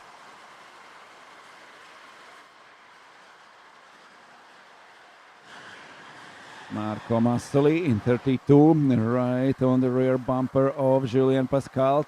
Looking to inside in the second corner. Is there a place or not? Seems like Julien Pascal did not leave the door open, and Marco Massoli had nowhere to go. Here they are up on the bridge. Antoine Weiss just set the fastest lap of the race, but he is down in P6. Here it seems like Pascal maybe were faster than Hankes up on the bridge, but if he would move to the outside, Marco Massoli would be on the inside on the very same moment. So they are so close together. They are very high risk of going off the racing line and trying to overtake someone in front. 4, 5 leading drivers within 1 second after each other. Even Antoine V with his best lap time now is closing in, and top 7 drivers are now within 1 second. It's Dorian Hankes leading and goes inside with a crash. Julien Pascal, number 24, goes through up on the hill now. There one more crash and back into the row goes Julien Pascal. A fight continues. This is number 13 of Julien Bianchi down in P7 now, fighting for his position with Antoine V in P6. A lot of things started with just one overtaking. They are so close together that any move causes a lot of consequences and a lot of positions. So Marco Massoli is out of this crash in second place, right behind Dorian Hankes. Julien Pascal down to third. Gary Sou in front of Marceau Guinea. Antoine V still sixth. Followed by Kyle Volkerts and Julien Bianchi. Theo Janček down to P9 in front of Mika Snellman and Nino Bray.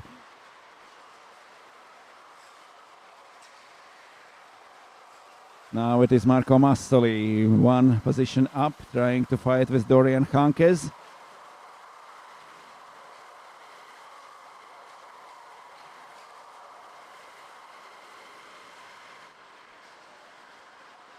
Five minutes spent on the track, already 1/3 of a race is done. 10 minutes to go, only 0.2 of a second between Hankes and Massoli fighting at the front. Julien Pascal down to third place, Gary Soux up to fourth, followed by Marceau Guinea and Antoine Wies.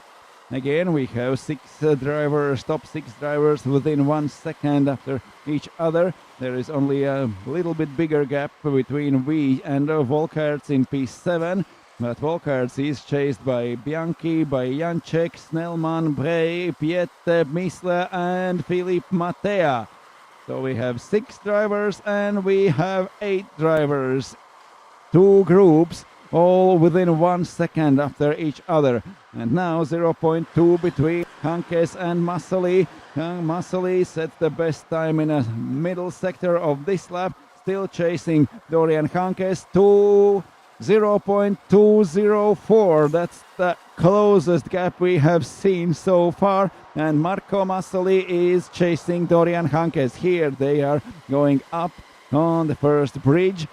Close enough is Julien Pascal, trying to get back his last position at the first fight in this race. Gary Soux is close enough to gain positions, also Marceau Guinea and Antoine V, and also Volkerts now closing in to less than second behind V. The same distance remains with Julien Bianchi, and now we have all 14 drivers and less than second separating each of them. What a long train of cars on the track. 8 minutes to go and we have all 14 drivers with less than second between.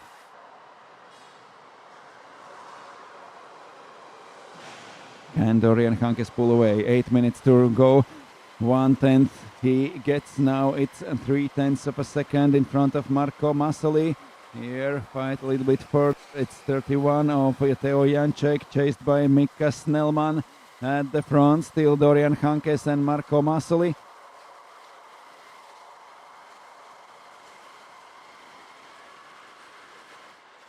And here we go, down the hill. A small margin for Dorian Hankes.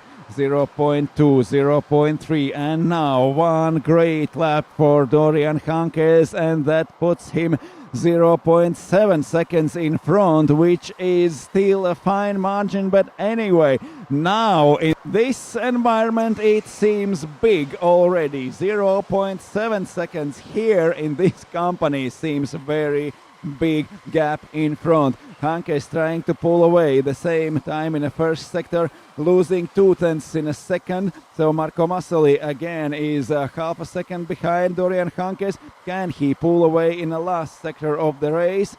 here up on the hill, and the gap is smaller. Again, 2/10 in this lap. Marco Massoli, here they are going down through the last corners of the lap, and again it is 0.3. Went away till the 0.7 Dorian Hankes, and now Massoli is back within 0.3 behind the leader. Even smaller gap between Massoli and Pascal. Second away is leaving Gary Sookes. The top three drivers are going away, but everybody else still in one long train, starting with P4 and ending with P14. Antoine V is down the order, lost a few places in this lap. Julian Missler is up to P12, Arthur Piette to P11, Nino Bray now in P10, and Mika Snellman and Theo Janček up to 9th and 8th. That's 3 seconds penalty for Antoine Wies. Actually, he is still 6th on the track, but with 3 seconds penalty, he is not 6th, he is classified 13th.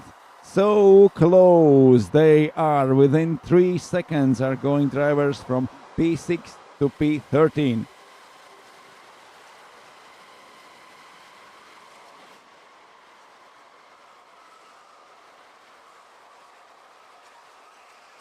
You push to pass, you get penalty. You get penalty, you are very, very down the order in the race. So 3 leading drivers with a great speed going through the laps, but still only few tenths of a second between them. The gap is increasing between Pascal and Sookes, between 3rd and 4th places. But a leading group of 3 drivers, Dorian Hankes, Marco Massoli and Julien Pascal, are pulling away. There is a crash and there is a fight further back.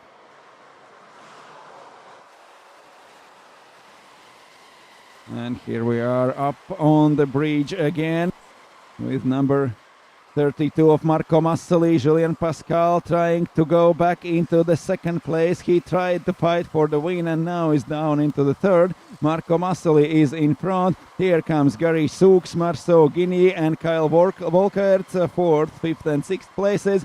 4.5 minutes to go. Here down from the bridge goes Marco Massoli in 2nd, 0.9. That's the biggest gap so far has had Dorian Hankes. 0.9, almost a second. Seems like eternity in this race. 1 second advantage of Dorian Hankes. Before he went away for 0.7, but then in one lap Marco Massoli came back to 0.3. How it will pan out in this race? In the first sector, 2 seconds faster is Marco Massoli. In second sector, 2 more tenths of a second faster, so there is only half a second left between them starting the last part of the lap. Dorian Hankes still leading the race, but Marco Massoli is again back right behind him.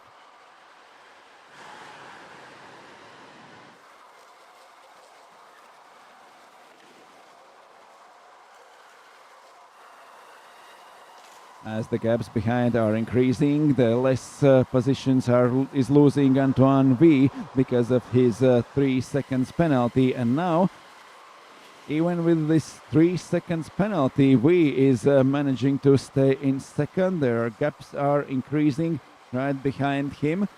Volkert, Janček, Julien Bianchi, Mika Snellman, Nino Bray, Julien Missler, Arthur Piette and Philippe Mattea running in P14. But Hankes still leading the race in front of Marco Massoli and Julien Pascal. Here they are. Pascal already changing the lines to go inside of Massoli. They crash into the 2nd corner.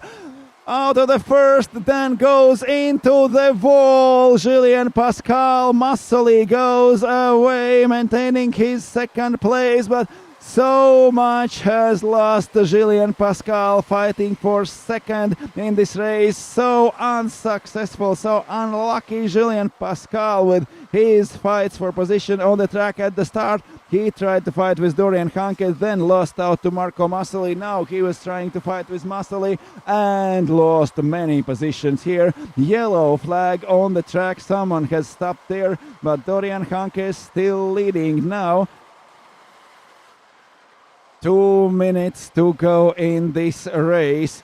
It's Marco Massoli still chasing Dorian Hankes, but now there is a bigger gap behind. Gary Sooks is up third place. Marceau Guigny now is fourth. Antoine Weiss even with the penalty now is up to P5. Then Julien Pascal is only sixth, followed by Volkert, Theo Janček and Mika Snellman. And we have also penalty for Julien Miesler. He also gets only warning. Penalty so far is only for Antoine V. But here are the leaders. Number 2 of Dorian Hankes and number 32 of Marco Massoli.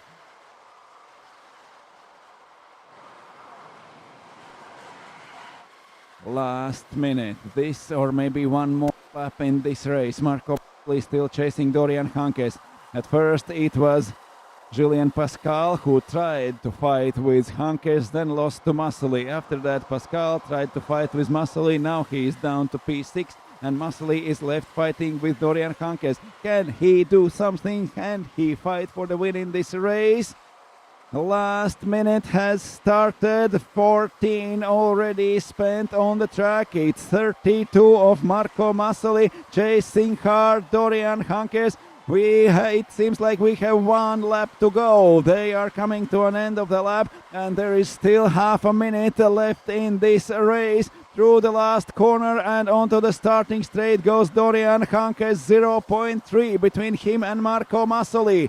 Can Massoli take the win in this race? Here number 7 of Antoine V. Down in P6 after 3 seconds penalty, but in the front Dorian Hankes started from the P1, is still leading the race, but 0.3 of a second, that's the gap behind. Changing the line is Marco Massoli, still stays behind, looking back Dorian Hankes. Where is Massoli? From which side will he appear in any corner? In front now they are up on the bridge, 3 corners to go, down in the final lap through the last 2 corners, a small clash between them and still it is Dorian Hankes taking the win in this race. Marco Massoli still second, Gary Sooks up to third place after Julien Pascal crashed out in first corner. Marceau Guigny is fourth, Julien Pascal on the finish line in P5. Then Antoine V, even with a 3 seconds penalty, is classified sixth. Kyle Volkert seventh, behind him. Then Theo Janček in P8. Mika Snellman is ninth. Nino Bre completes top 10. Then is Arthur Piette, Julien Miesler, Philippe Mattea and Julien Bianchi.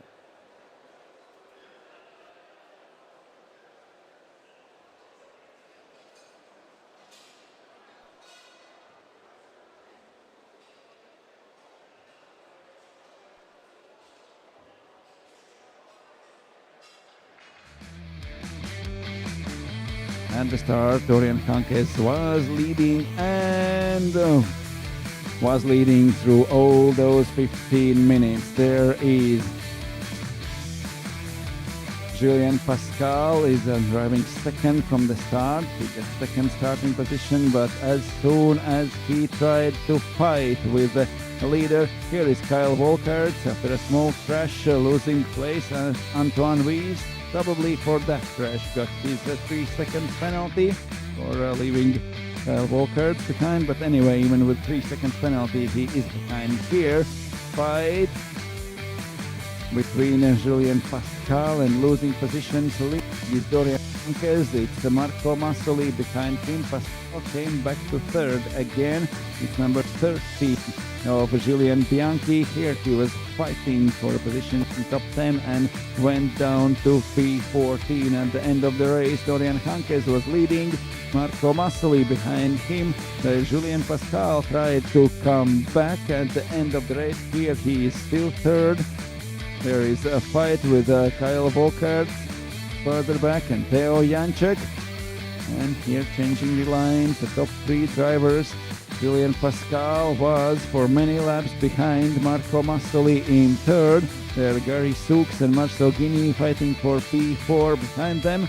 And also Antoine Weiss, later he got those 3 seconds and was classified further down. It's number 7 of Antoine V. Here, number 4 of Marcel Guigny going wide into the first corner.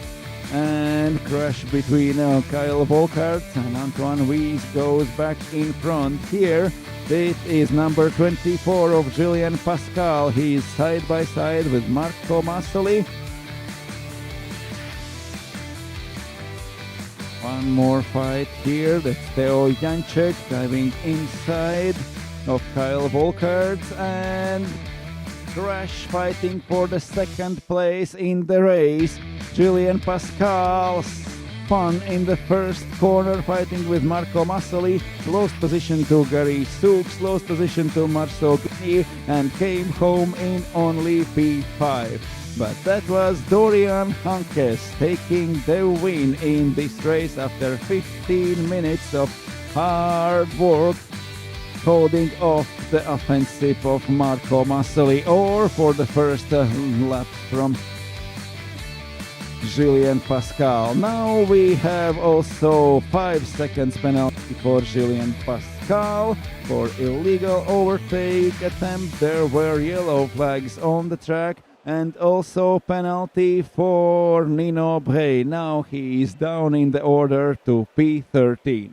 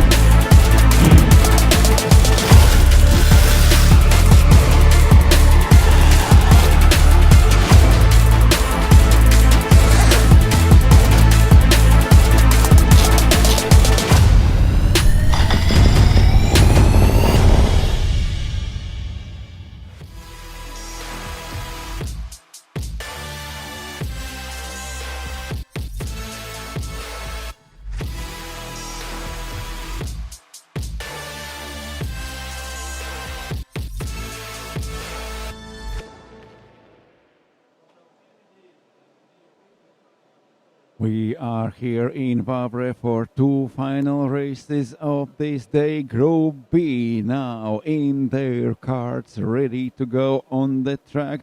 Those are the drivers classified from P15 till P28 after first 2 heats of racing today.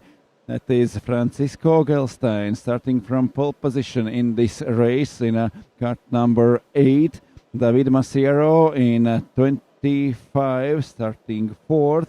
It's Thibaut Petronat with the go-kart number 18, Michael Willim with go-kart number 1, number 23 for Janne Pajonen, number 5 for Fabrizio Kallio.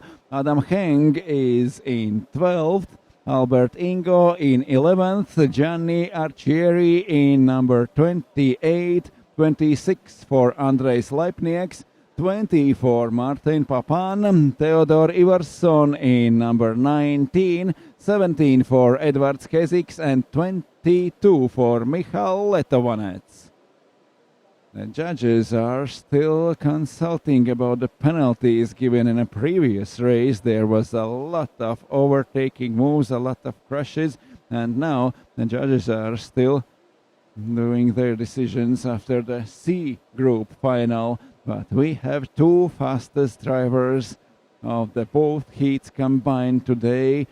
Two groups of fastest drivers here in Saudi World Sprint E-Series, still fighting for the win in B final and fighting for the podium in final A 15 minutes later. Now we are ready to go on the track. As soon as the pit line exit is open, we are ready to race. It's P14 on the grid for Edwards Keziks. 13 is Michal Letovanec. And they are getting out of their go-karts and going to the briefing room. There will be briefing for drivers. The stakes are high, the tension is big, and we are waiting for race to start, and drivers in the racing suits with the helmets on are going to the briefing room for the last instructions from the judges. We are waiting for the race to begin, but now the kartings are empty and drivers are going to listen what the stewards will say before the race.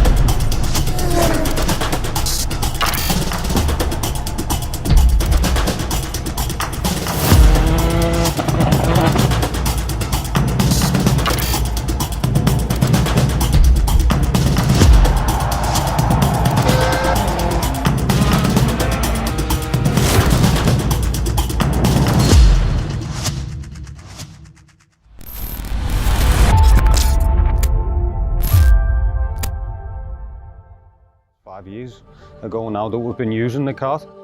It's been a journey of exploration and learning for the company. It's been really good. You know, the batteries are exactly the same battery as when we launched, which I think is really impressive when you think that we've had well over 2,000 charging cycles. Even with the powertrain, you know, it really means that there's no maintenance with this product, and I think this is really a credit to the guys at Rotax to develop such a robust car. And if you look at the performance, when you consider the weight that we carry at the moment, it is really impressive.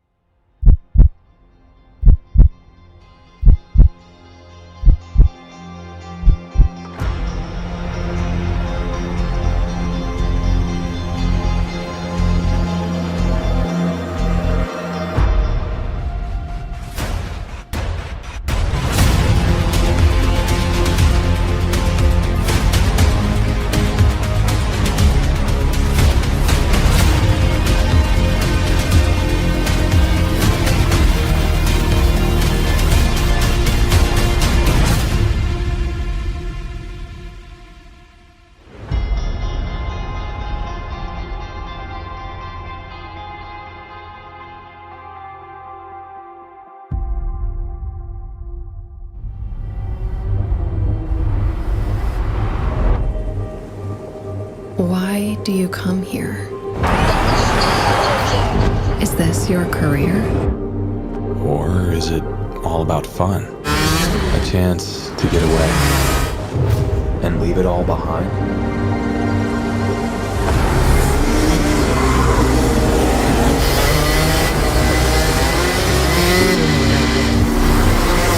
Or do you chase your personal best?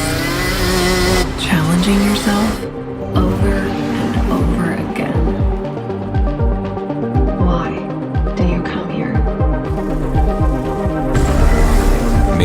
here to collect moments. Good ones. And not so good ones. Where you can't afford mistakes. Because you want that victory.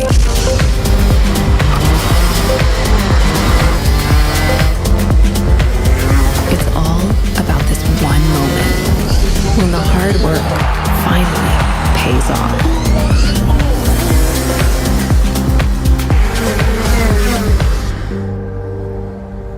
This is the place that brings us closer to the people who share our story.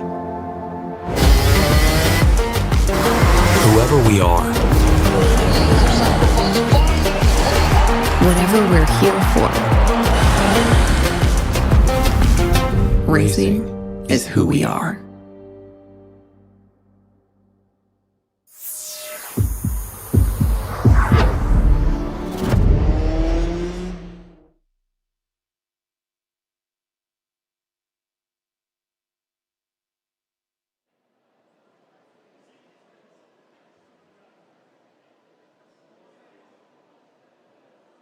Drivers were called by the stewards to the briefing room just before the start of B final. Now they are back in the go-karts and ready to go racing. The tension is super high, the stress is big. We have two most important races left here today. The B finalists are now in the pit lane, and the 14 fastest drivers after two heats of this day are still waiting for their time to go on the track. But now we will see Edward Keziks and Michal Letovanec from P14 and P13. Andrej Sleipnieks is 12th on the grid. Theodor Ivarsson is 11th. From P10 will go Gianni Arcieri. Adam Henk from P9. 8th on the grid is Martin Papan, and 7th Albert Ingo. P6 for Fabrizio Kallio. P5 for Janne Pajunen. From 4th starting Davide Masiero. Thibaut Petrona is 3rd. Second on the grid will be Michal Willim and Francisco Gelstein taking pole position in B final. After the qualifying, when Gelstein set absolutely identical lap time with Baptiste van der Beek, maybe his expectations were bigger than pole position in B final. But anyway, here are the drivers from P15 till P28 after classification of first two racing heats of this day. Here is Francisco Gelstein. The great progress during the day, very fast already in the morning in the qualification practice, then went second after the winner of our qualifying today, Axel Snellman. He was very, very fast during the qualifying, only one who went into 46 seconds during this lap. Absolutely fantastic lap time that was for Axel Sarniel. 46.8 in a qualification, 46.8 in a race, and it was Francisco Gelstein who is a second heat improved his lap time by more than half a second just following Axel Sarniel. Anyway, that was not enough to get into the A final, but now that is a chance for Francisco Gelstein to fight at least for the win in B final. He is on pole position. He is going now on the track behind the safety car. We have a rolling start. We are now on the formation lap. Francisco Gelstein right after safety car, followed by Michal Willim, Thibaut Petrona and Davide Masiero. Fifth on the start is Janne Pajunen, starting sixth Fabrizio Kallio, then Albert Ingo and Martin Papan, Adam Henk and Gianni Arcieri completing top 10 on the grid now. And there is Theodor Ivarsson in P11, followed by Andrej Sleipnieks, Michal Letovanec and Edward Keziks.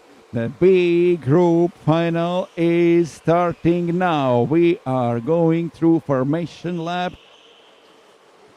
Pole position for Francesco Gelstein.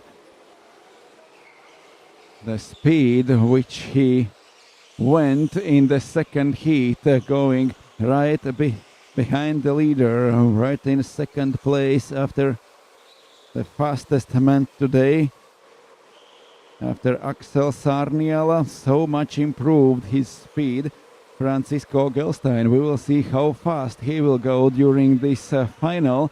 There is no podium for other finals than A, so here only the winner gets the prize, only the first driver in the B final gets the prize. So now Francisco Gelstein is right after safety car, coming through the last corners. There is a starting straight. Safety car dives into the pits. Green flag is there. It goes down and we start B final here in Wavre Indoor Karting.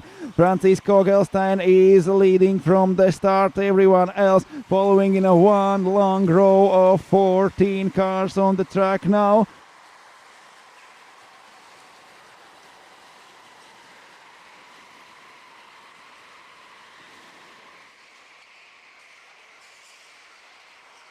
Now crashes going down from the bridge at the beginning of the lap. The number 20 has lost one position. It's Martin Papan now going one place down during this opening lap of the race. Still in front, Francisco Gelstein up on the bridge at the end of the first lap. There are three leading almost without any gaps between. Gelstein first, Williams second. As they start, Petrona in third, David Massiero in fourth, then Janne Pajunen and Fabrizio Kallio, Albert Ingo and Martin Papan, Adam Heng and Gianni Arcieri, followed by Theodor Ivarsson and Andres Leipniek. So during the first lap, everyone in their starting positions. No overtaking in the first lap. Trying to pull away is Francisco Gelstein. He went to 47.0 in a previous race in a second heat, and now in first lap he's trying to pull away half a second. That's how much he's got in a first lap. Now end of the second lap, number 8 on Francisco Gelstein's car. Here he is just half a second in front of Michal Willim. The fight is on. 15 minutes in this final race of the day. For the drivers classified from P15 till P28 from almost 100 pilots here in Saudi World Series E-Sprint Finals. Francisco Gelstein leading, trying to get away from number 1 of Michal Willim. Thibaut Benista is right behind in P3. David Massiero is fourth. Then Janne Pajunen, Fabrizio Kallio, Albert Ingo, Martin Papan, Adam Heng and Gianni Arcieri completing top 10 in this race. One more lap done, trying to increase the gap is Francisco Gelstein when there was in front Axel Sarniala. Gelstein went with 47.0. Now he is driving in front with 47.7. That's even 0.3 of a second slower than his best qualifying lap time. It's David Massiero further back, setting best lap time so far with 47.5. But now Francisco Gelstein improving in the middle sector of the track, trying to pull away. That's 1/10 of a second he has gained in the second sector in this lap. The third part of the track is 20 seconds. That's the longest part. Now on the bridge, and we see the gap by a very, very small margin, but increasing here for Gelstein. It's 0.5 of a second. 1/2 of a second in front is Francisco Gelstein. It's still not enough to be comfortable at the lead. Michal Willim is still too close. He still can fight for the win. Thibaut Petrona is only 0.3 of a second behind Michal Willim. 0.8 between first and third. 1.2 between first and fourth. Fourth now is driving David Massiero. Michal Letovan, it's one more great lap for him, but he is last in P14 now behind Edvards Keziks and Andres Leipnieks. Theodor Ivarsson driving 11th. Gianni Arcieri still in P10. 0.5 seconds in previous lap, 0.7 now, is starting to pull away Francisco Gelstein. There still is less than second between him and Michael Willim, but now it seems like Willim is busy fighting with Thibaut Petronat to hold his second place and not chasing Francisco Gelstein for the win. Gelstein is pulling away a little bit faster in the first sector. There are 0.04 of a second gained, almost identical time in the middle part of the track. Already 0.7 is advantage of Francisco Gelstein. Third of the race already done, almost 5 minutes spent on the track, and here are Michael Willim and Thibaut Petronat fighting for second place, coming down the hill at the end of the lap. The fight for second place is on. There is also a David Maciero down in a fourth, trying to join them, setting new best lap time with 47.4. Francisco Gelstein 0.6 in front of Michael Willim. 1/10 has gained Michael Willim to Gelstein in this lap, but anyway, there is Thibaut Petronat really close behind Michael Willim. Here they are, number 25 of David Maciero after Thibaut Petronat, number 18, and Michael Willim in number 1 in second place of this race. 0.6 between Willim and Gelstein in front. Petronat is really close behind Michael Willim. The fight for second is on 0.8 seconds, and Gelstein has got 0.3 of a second in this lap and is pulling away slowly, but is pulling away. Still, Michael Willim has the chance to catch the leader and fight for the win. Here is Willim with number 1, Thibaut Petronat with number 18, and here comes David Maciero with number 4. Now David Maciero in fourth place with number 25, chasing Thibaut Petronat and Michael Willim. Not far back is also Janne Pajunen in fifth and Fabrizio Kallio in sixth. We have top 11 drivers within 1 second after each other, and the biggest gap is 0.8 for Maciero and Pajunen.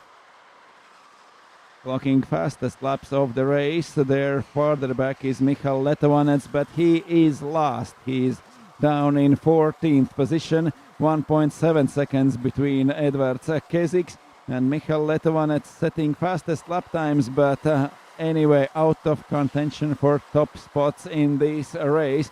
Gelstein pulling 0.7 seconds advantage over Michael Willim. Here is number 12 of Adam Heng, Theodor Ivarsson fighting with him for P9, followed by Gianni Arcieri. Then further back is Andres Leipniks, Edvards Keziks and Michal Letovanec.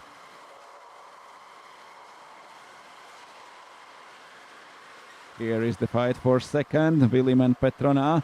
0.7 was the advantage of Gelstein in previous lap. Now it goes to 0.8, still less than second. In front is Francisco Gelstein, going for 47.6, 47.7 for Willim and Petronat. Slower is David Maciero, and this gap is increasing a little bit during this lap. But Thibaut Petronat really close behind Michael Willim. There are only 0.3 of a second between them. They are fighting for second. Could Thibaut Petronat get in front of Michael Willim? Could he catch Francisco Gelstein and fight for the win? So far, without any overtakes, without moves, we are going through this race. We are over half mark of this race.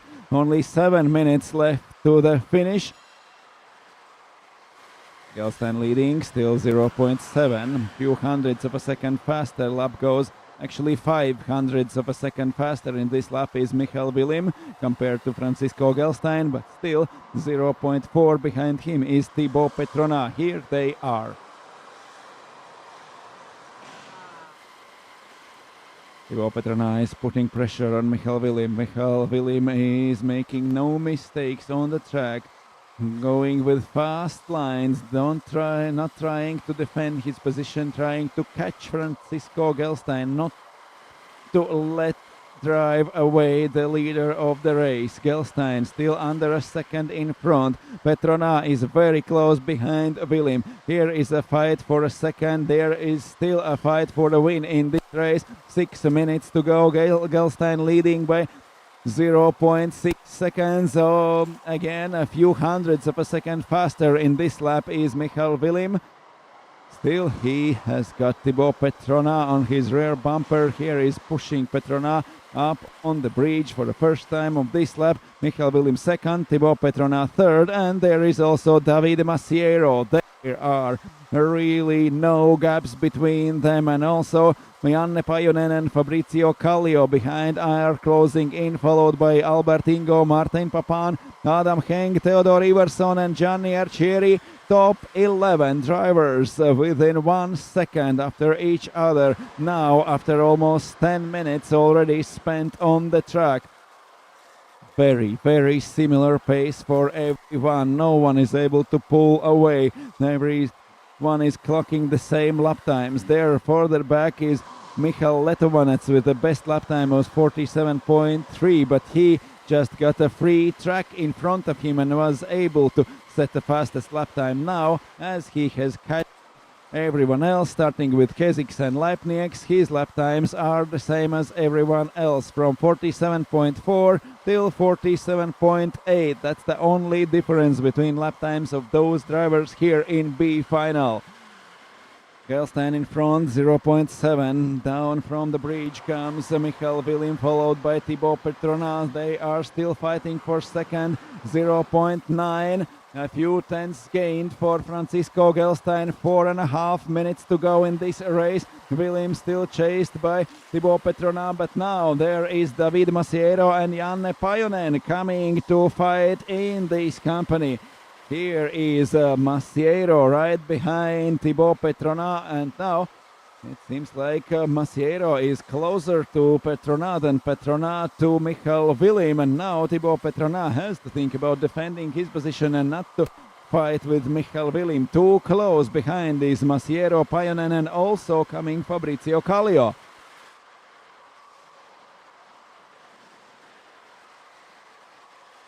Last 4 minutes in this fight, in this B group final here in Saudi World Series E-Sprint. Francisco Gelstein leading with 1 second in front of everyone. Michael William is second, trying to run away from Thibaut Petrona. Petrona is chased by David Masiero. Then comes Janne Pajunen, and here Fabrizio Kallio. This is number 18 of Thibaut Petrona, still driving third on the track.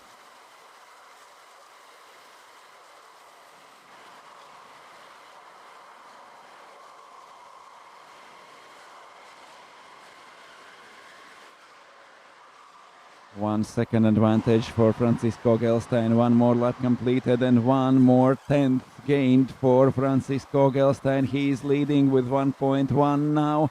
William is falling back about 1/10 of a second each lap.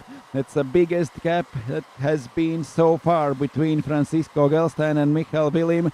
The Finn is flying at the front of this pack. 2.5 minutes remaining in this race. Francisco Gelstein is leading. He didn't got into the A final, but he is leading the final B. And there is a prize for victory in final B. The podium is only for final A, and there we will crown also a Saudi E-Sprint champion here in third year of electric karting in Saudi World Series. But now it's Gelstein leading by 1 second. William getting a little bit faster lap time in previous lap, getting 1/10 of a second back, but still it's 1 second. David Masiero sets fastest lap time with 47.3, 47.4 for Gelstein, William and Petrona in front of him. So even closer to Thibaut Petrona comes David Masiero. Fight for third, fight for second. Michael William in number 1 is leading this train of go-karts. In the second place, William. Third is Petrona. Pushing up the hill, Michael William here going on the racing line and not trying to overtake William. 1.5 minutes left in this race. Here is defensive Michael William going into the second corner from the middle of the track, not leaving the door open. Thibaut Petrona is chasing him. There are only 0.2 of a second between them, bumper to bumper, without a gap between. They are going lap by lap and only 1 minute left. This and Probably one more lap till the finish. Also, David Maciero has joined this party and now is fighting with Thibaut Petrona. Here they are. Then it's Janne Pajunen, Fabrizio Kallio and Ingo Albert fighting for P5, P6 and P7. Here, second place, Michael Willim, followed by Thibaut Petrona. Maciero again falling a little bit further back, half a second behind Thibaut Petrona. We have final lap. The time is over 15 minutes spent on the track, and Francisco Gelstein is leading by 1.3 seconds. That's the biggest gap we have seen in the whole race. 1.3 between leaders. And all top 10 drivers are within 1 second. It's Francisco Gelstein who gets away. The time is over. This is a final lap of this race. Up on the bridge for the last time goes Francisco Gelstein. Number 8 coming through the last corners and getting the win in this race. Gelstein is first. Michael Willim defends his second place from Thibaut Petrona. Petrona is third. David Maciero fourth. Then comes Janne Pajunen, Fabrizio Kallio, Ingo Albert in P7. 8th for Martin Papan. Adam Heng is 9th, and top 10 completed by Theodor Ivarsson. And from P2 to P10, not more than 1 second between all of those drivers. In P11, Gianni Arcieri, 12th is Andrei Sleipnieks, 13th Edvards Keziks, and in P14, Michal Letovanec. That's the official classification of Group P results. Drivers from P15 till P28 in the overall classification after 2 heats. A great and very, very intense race for Gelstein, for Willim, for Petrona, Maciero and Pajunen. Almost no gaps between all the cars for all 15 minutes. But Francisco Gelstein was 8th fastest in the morning qualifying. That left him in the pole position for B final and unfortunately out of the final A, on the fastest final of this day. But anyway, here in B final, Gelstein did everything perfect, defended his position, pulled away in the last laps of the race, and with a 1.4 seconds in front, finished in first place. There were a few crashes further down the order. It's number 20 of Martin Papan, but anyway, Martin Papan started 8th and finished 8th, so nothing changed there. There was an intense battle, but without any overtaking moves. Everyone was so close right behind, so no one was able to take a risk and go off the racing line to try to overtake someone in front, risking losing too much positions right behind. The B final is over. Great win and the prize for Francisco and for the first place in B final. Now we are getting ready for Final E. The absolutely fastest drivers here in Saudi World Series E-Sprint will go on track very, very soon. That is A final. We have 98 drivers from 21 different countries here in Wavre Indoor Karting in Belgium, and we have one race to go. That is the most important race of the day. We are waiting for Final A. Starting Payan protocol, improving carts. Charging batteries. Loading. Complete.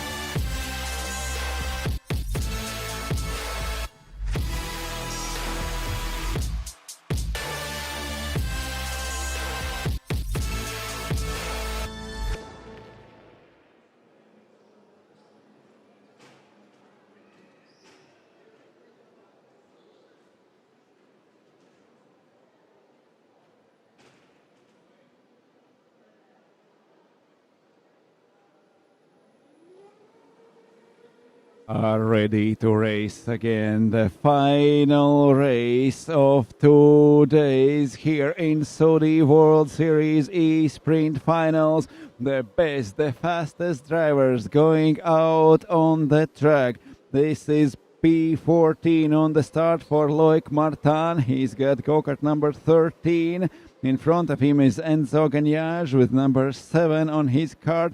It's a Carmo Kerb starting 12 in number 32. René Lutzenkirchen with number 30 starting 11th. P10 on the grid in the go-kart number 10 for Sasha Mabio. It's Clement Esposito starting 9th with number 3. Number 24 for William Kneppen, who will be 8 on the grid. Jan Flambard goes in number 9 to P7. P6 for Max Karhunen, and he's got number 31 for the final race. It's Alek Mrotzko in number 2, starting 5th.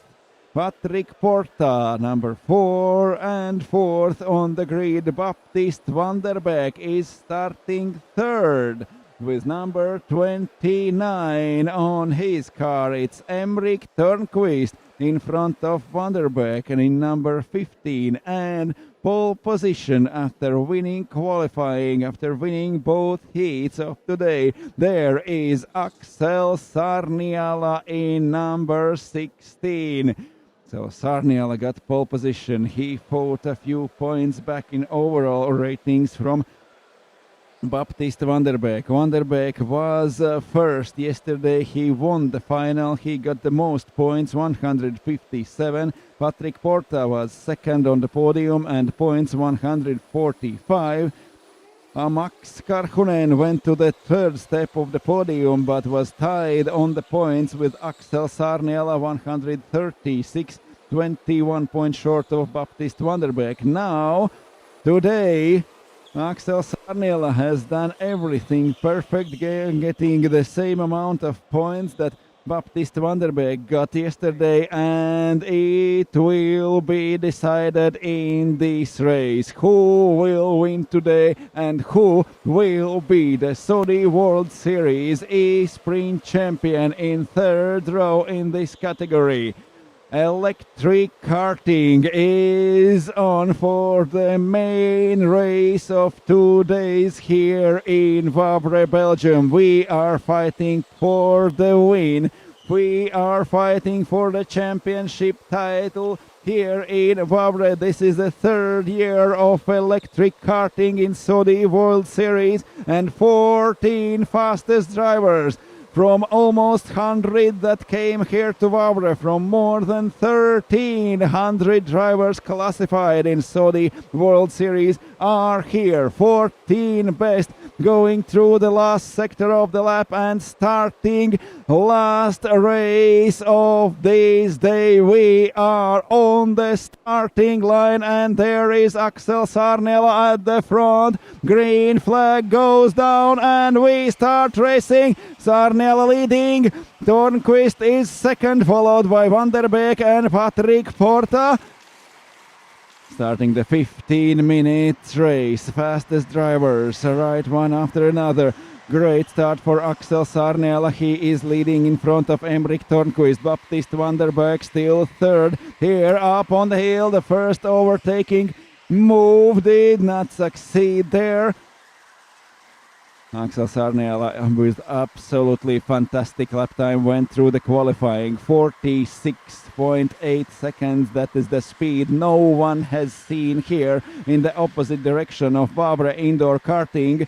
So Axel Sarniala was the fastest during the qualifying, was the fastest during the first race. Even there he matched his qualifying lap times, so showing that that was not an accident. He just is so fast on this track. Now Sarniala is leading Tornquist by 1.3 seconds already after first lap. This is number 15 of Tornquist, chased by Baptiste van der Beek in third. It is a very, very important fight for Baptiste van der Beek. Can he pull the win in 2 days of racing? Now he is running third. Axel Sarniala is first, but Axel Sarniala was not on the podium yesterday. He was out of top 3 at the end of the final. Now As long as Vanderbeek is third, he still has a chance to be in front of Axel Sarniela in 2 days of racing combined on all points scored together. That will determine the champion of Saudi World Series E-Sprint. Not the winner of yesterday, not the winner of this final, but the points scored in both days will determine who will be third world champion in electric karting in Saudi World Series. This is a Group A, 14 fastest drivers, 2 seconds advantage to Axel Sarniel. Emrik Törnqvist has left behind fighting with Baptiste Vanderbeek and Patrick Porta. Is Vanderbeek ready to take a risk and try to overtake Törnqvist? It seems like Axel Sarniel is still unbeaten and unbeatable on this track. Sarniel is pulling away lap by lap, clocking more than half a second faster lap times than Emrik Törnqvist. It's almost 3 seconds already after first 3 laps, and spun there Clement Esposito. The race for leading positions is over for Esposito. Now he is down into last position, 14th. From P9 to 14 goes Clement Esposito after this mistake.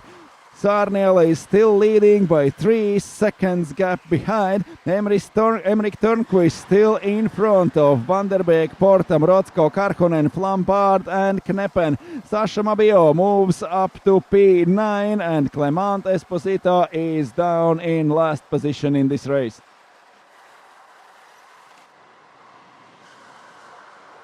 That's Emrik Törnqvist in number 15. We see there Vanderbeek, Porta, Mrotsko, Karkonen, Flambard and Kneppen. 7 drivers fighting with Emrik Törnqvist now. Sarniela is far away in front already, 4 seconds after 4 laps. Almost a second per lap is the speed of Axel Sarniela compared to Törnqvist and everyone else. Here is Törnqvist and Baptiste Vanderbeek fighting for second. So far in a third place, Baptiste Vanderbeek should have enough points to be a champion in both days combined, but is that enough for sure, or has he to get in front of Törnqvist anyway?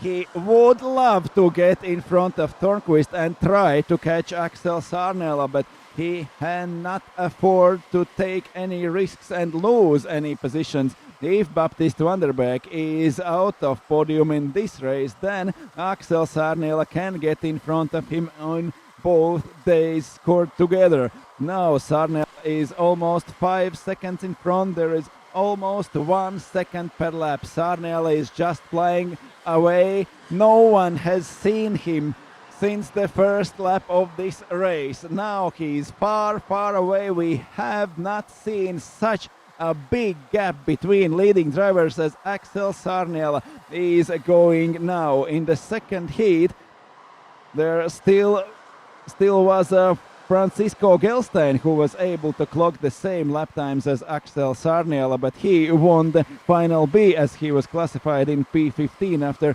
both heats. But now in A final there is no one who can match Axel Sarniela's speed, and the Finn is just flying away.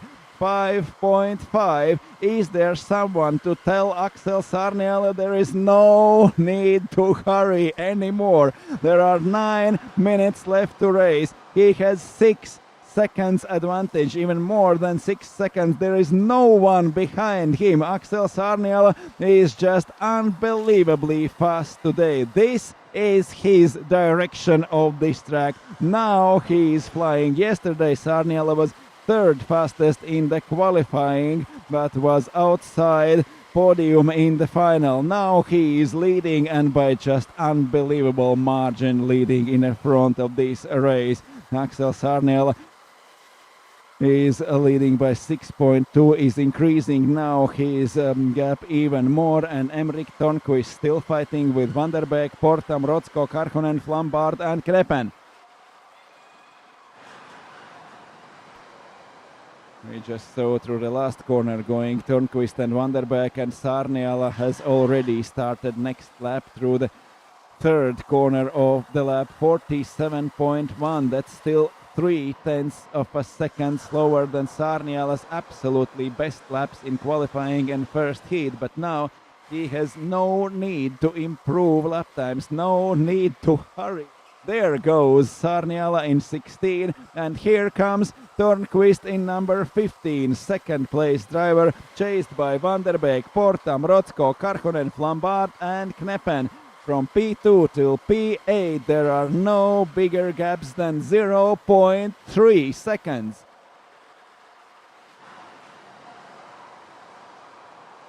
Long train of cars, starting with Emrik Törnqvist and Baptiste Vanderbeek and ending now with Enzo Geniage and Loic Martin in P13.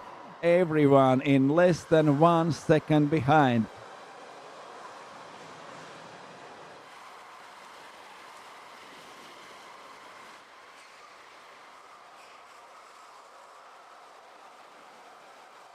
Baptiste Vanderbeek driving patiently behind Emrik Törnqvist. How long can wait Vanderbeek? Will he try to overtake Törnqvist? There is Patrick Porta too close to Vanderbeek. He can expect an overtaking move any time in any corner. Patrick Porta has not so much to lose as Baptiste Vanderbeek. Baptiste Vanderbeek, there any point is important for Vanderbeek in this race to get the championship title in both days together, but staying behind Emrik Törnqvist, Baptiste Vanderbeek now is under threat of Patrick Porta. Porta is close, he is fast, he set the same lap time in the qualifying and now is chasing Baptiste Vanderbeek. It seems like Törnqvist is getting ground here and pulling away. It's less than meter now, but anyway, it seems bigger than before.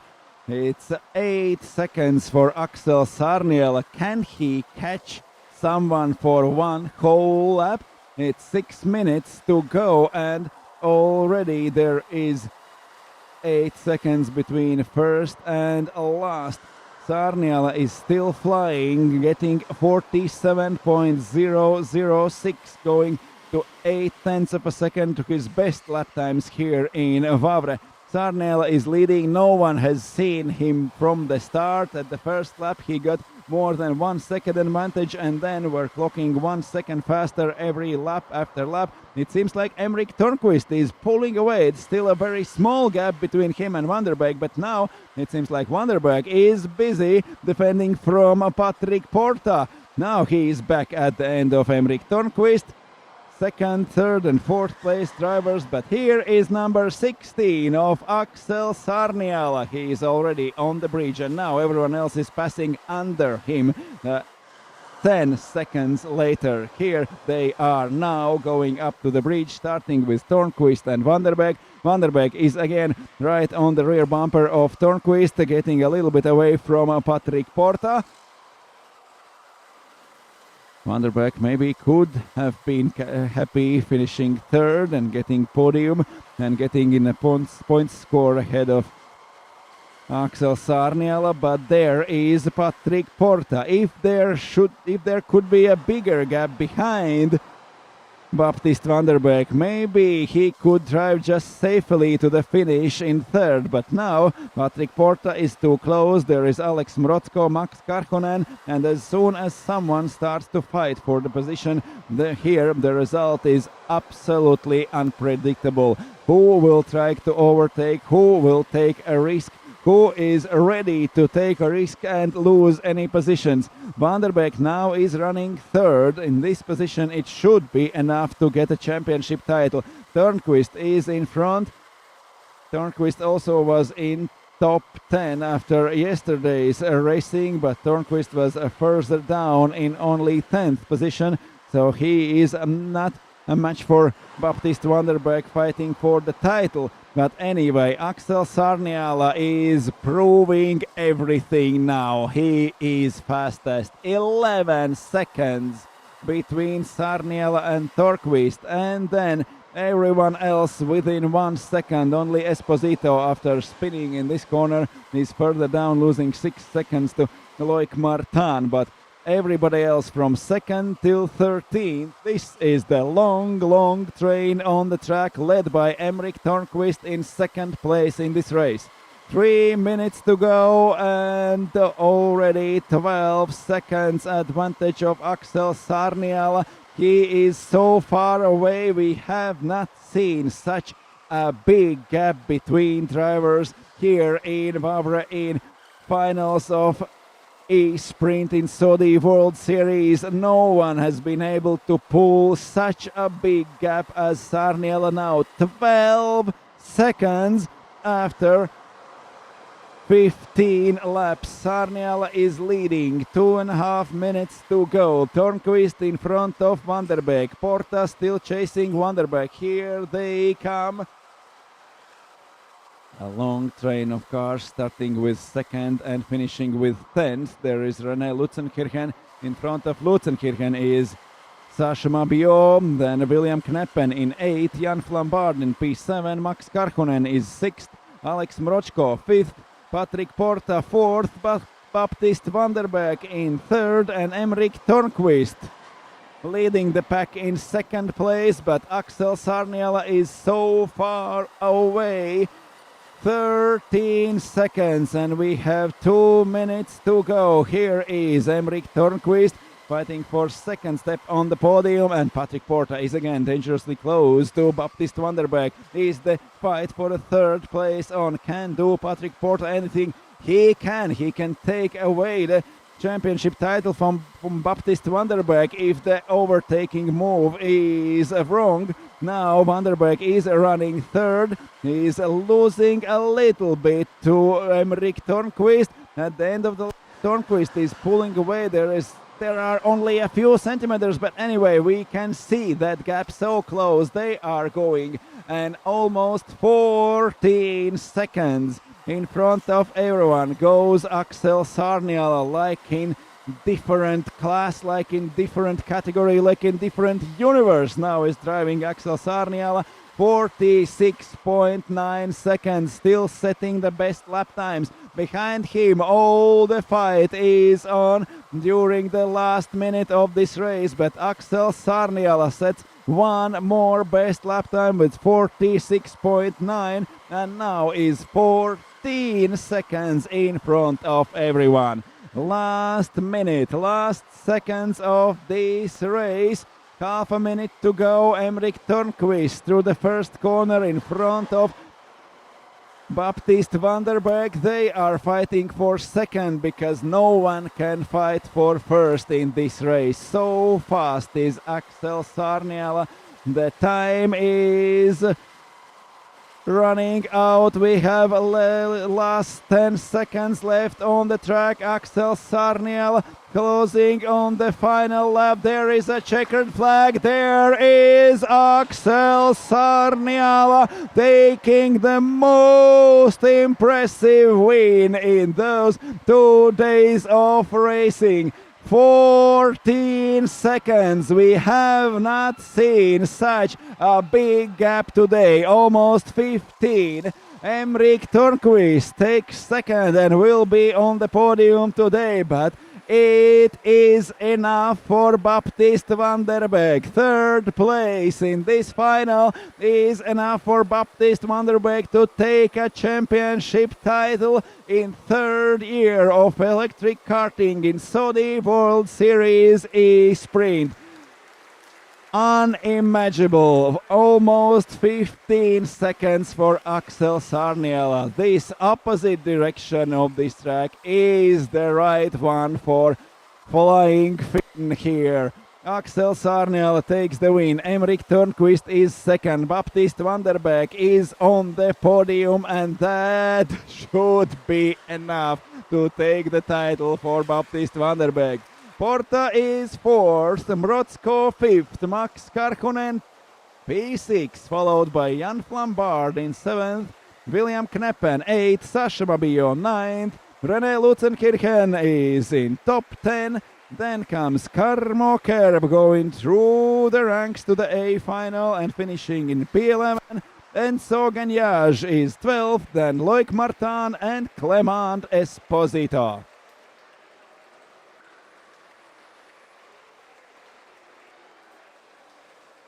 Just unbelievable speed for Axel Sarniala.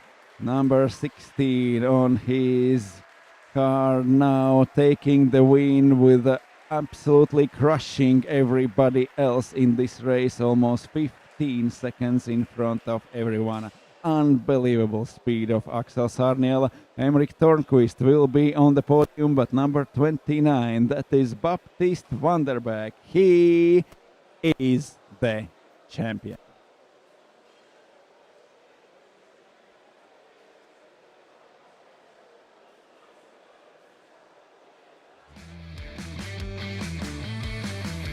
Great race here in A final. 14 fastest drivers after 98 who arrived here after 1300 who classified in a Saudi World Series electric go-kart system.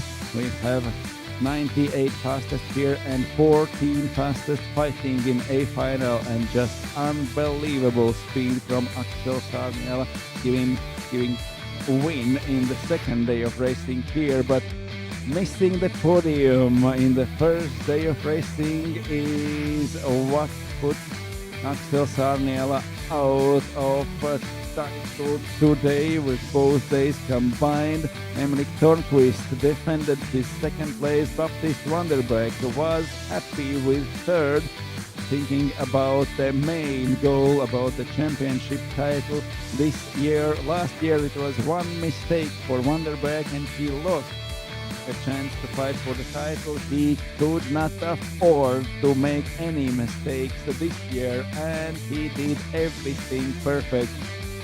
The third on the grid and third on the grid and third on the finish line was enough for Baptiste Vanderbeek. But Sarniala will be on the top step of the podium.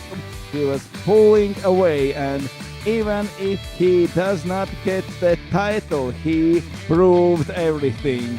He was just unbelievably fast in the last race, in a final day of racing.